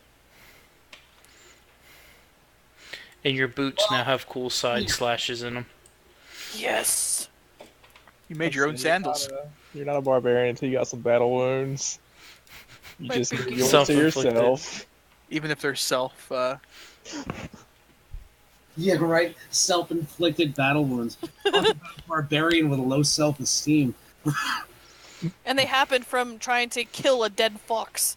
The second one did. The first one was still alive. That's true. Should have just threw another javelin. Yeah, at melee range. Alright, so you guys just enjoy your rations. Mesh, what are you gonna eat? Enjoy those fucking burnt-ass foxes. I imagine you just fucking nom down on it. Like, you just full out open up your dragon mouth and fucking go to town. I will eat everything. I don't give a I'm the same way. I don't care what I eat. I'll eat. Maybe not the bones. I won't eat the bones, but I'll eat anything else. Well, I don't think dragon teeth, at least of my caliber, are meant to, mulch. So I won't eat the bones either. But everything else, fair game. It's gonna be I'll fox comment. teeth for weeks. I'll comment to Mash as saying that the eyeballs are exceptionally juicy as I crunch one in my mouth. Like rip one out. So you guys, the night goes pretty quiet after this. You hear a little tossing and turning coming from fucking, from Krunk. You kind of just see him keep reaching down for his feet and just rubbing them. Poor And, Grunk. but as it goes through, the next morning, it's kind of light. You guys see the tower. You make your way down. It's fairly quiet. Just like you said, everything. You can tell you're kind of catching up with the army. Like the foliage is getting more and more packed in. It hasn't had time to spring back up. And you guys get about 40 feet from the tower and roll me a perception. All of us? Mm-hmm. Anyone who has big ears, you get advantage. I don't know Do if I I have have big ears? ears at all. So, nobody, Dylan? Gary! Wait, well, sorry. Shit. Kind of nodding off there. What'd you say? Nothing, just roll a perception real quick. All right. We're gonna end this here in a couple minutes. There it is. Hello! Hello! You guys hear shouting coming from towards the tower. And up on top, you notice a human just waving back and forth, screaming with prestidigitation, throwing his voice. Come on over, check in! And you notice coming off of the tower is a fence. Just a solid fence running both ways. With a large wooden gate in the middle. I'll yell back, are you a demon? Yes, he would answer to that. He doesn't hear you. He's using prestidigitation to scream as loud as possible. Guys, I don't think we should trust him. He didn't answer my question. Dixon just shakes his head. And you just see him rub his throat real quick. And he opens up in just a booming prestidigitation. He goes, "We hail from the Adventure Corps. We are the special unit." And the guy goes, come up, we'll lower the cannons. And you just notice that these two dwarves that you didn't even really see behind the wall start pushing these two giant cannons back towards the inside of the hut. How did you do that? So you guys approach, and as you get closer, the tower's huge. It's about 40 feet in the air. So it gets a real good vantage point over everything. It's right under the canopy of the trees. So it's probably got the best view you can see. And as you get up, you notice there's a whole bunch of, probably just elves. Anything that has low light vision, standing up on the backside looking into the woods. As the human leans over. So you guys are the new special unit. I heard you guys had a real run-in outside in one of Johnson's farms. A real run. Tell me all about it, please. Not much. All we know is Captain Redtrick was in front of the army, and he came bursting through the gates, heading back through, saying that there was an issue back towards Belavesh. Said the clergy was involved, so that's never good. No. It's very... They didn't have permits. Those They bastards. have permits. None of this would have happened if they had just had their damn permits. And if his father wasn't a flying moon demon. That has nothing to do with it. The permits had everything. Wait a minute.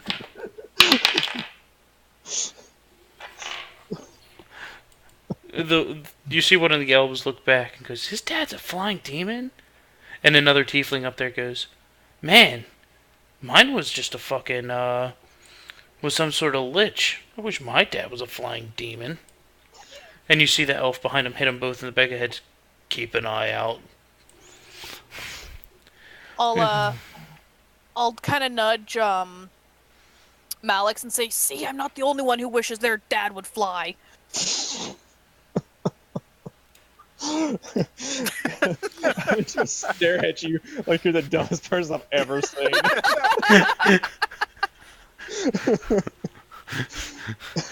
This is the most sensitive subject in the world.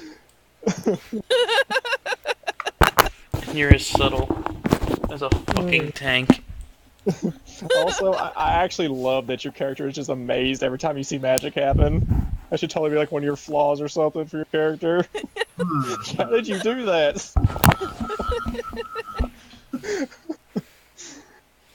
I didn't grow up around magic. Oh, so the guy starts lowering himself down on the rope, and he goes, so, who's the leader of this ragtag group? And he looks up towards Dixon. Dixon shakes his head. I ain't with them. Since when? Never been. Why have you been following us for so many days? You wouldn't even sew on my toes! I can't fix your toes. I raise my You're hand. Your own damn toe. I raise my hand. I'm pointing at the dragon board. No. I can imagine Kronk's pointing at himself. Well then, just one of you want to hand me a contract then? I give him the contract, because I'm the one that has it. Remember, everyone got their own individual and one made. And as of right now, who were you pointing at, Mesh? I wasn't really saying anything about it. I was just arguing with the bard about involving the group. I was gonna say, if you vote for yourself, you have the majority vote. I did not vote for myself because I do not want to be in charge of ragtag. Why do you think I pointed at you? Huh? I don't want to be in charge either. I just rose my hand because I know I have the contract. He just grabs it out of your hand. He goes, why is this so fucking odd?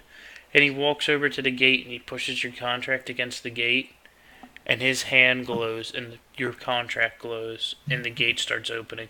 He goes, well, as long as you're on this quest, the gate will always open for you, for your ways in and out, until everything's completed, or you're dead. Either one, whichever happens first. It's breeding season out there, so be careful. You have a place we can rest? Yeah, actually, and he pushes you guys through the gate, and he walks in behind you. And as you get to the other side, there's a small outpost of buildings built inside of trees.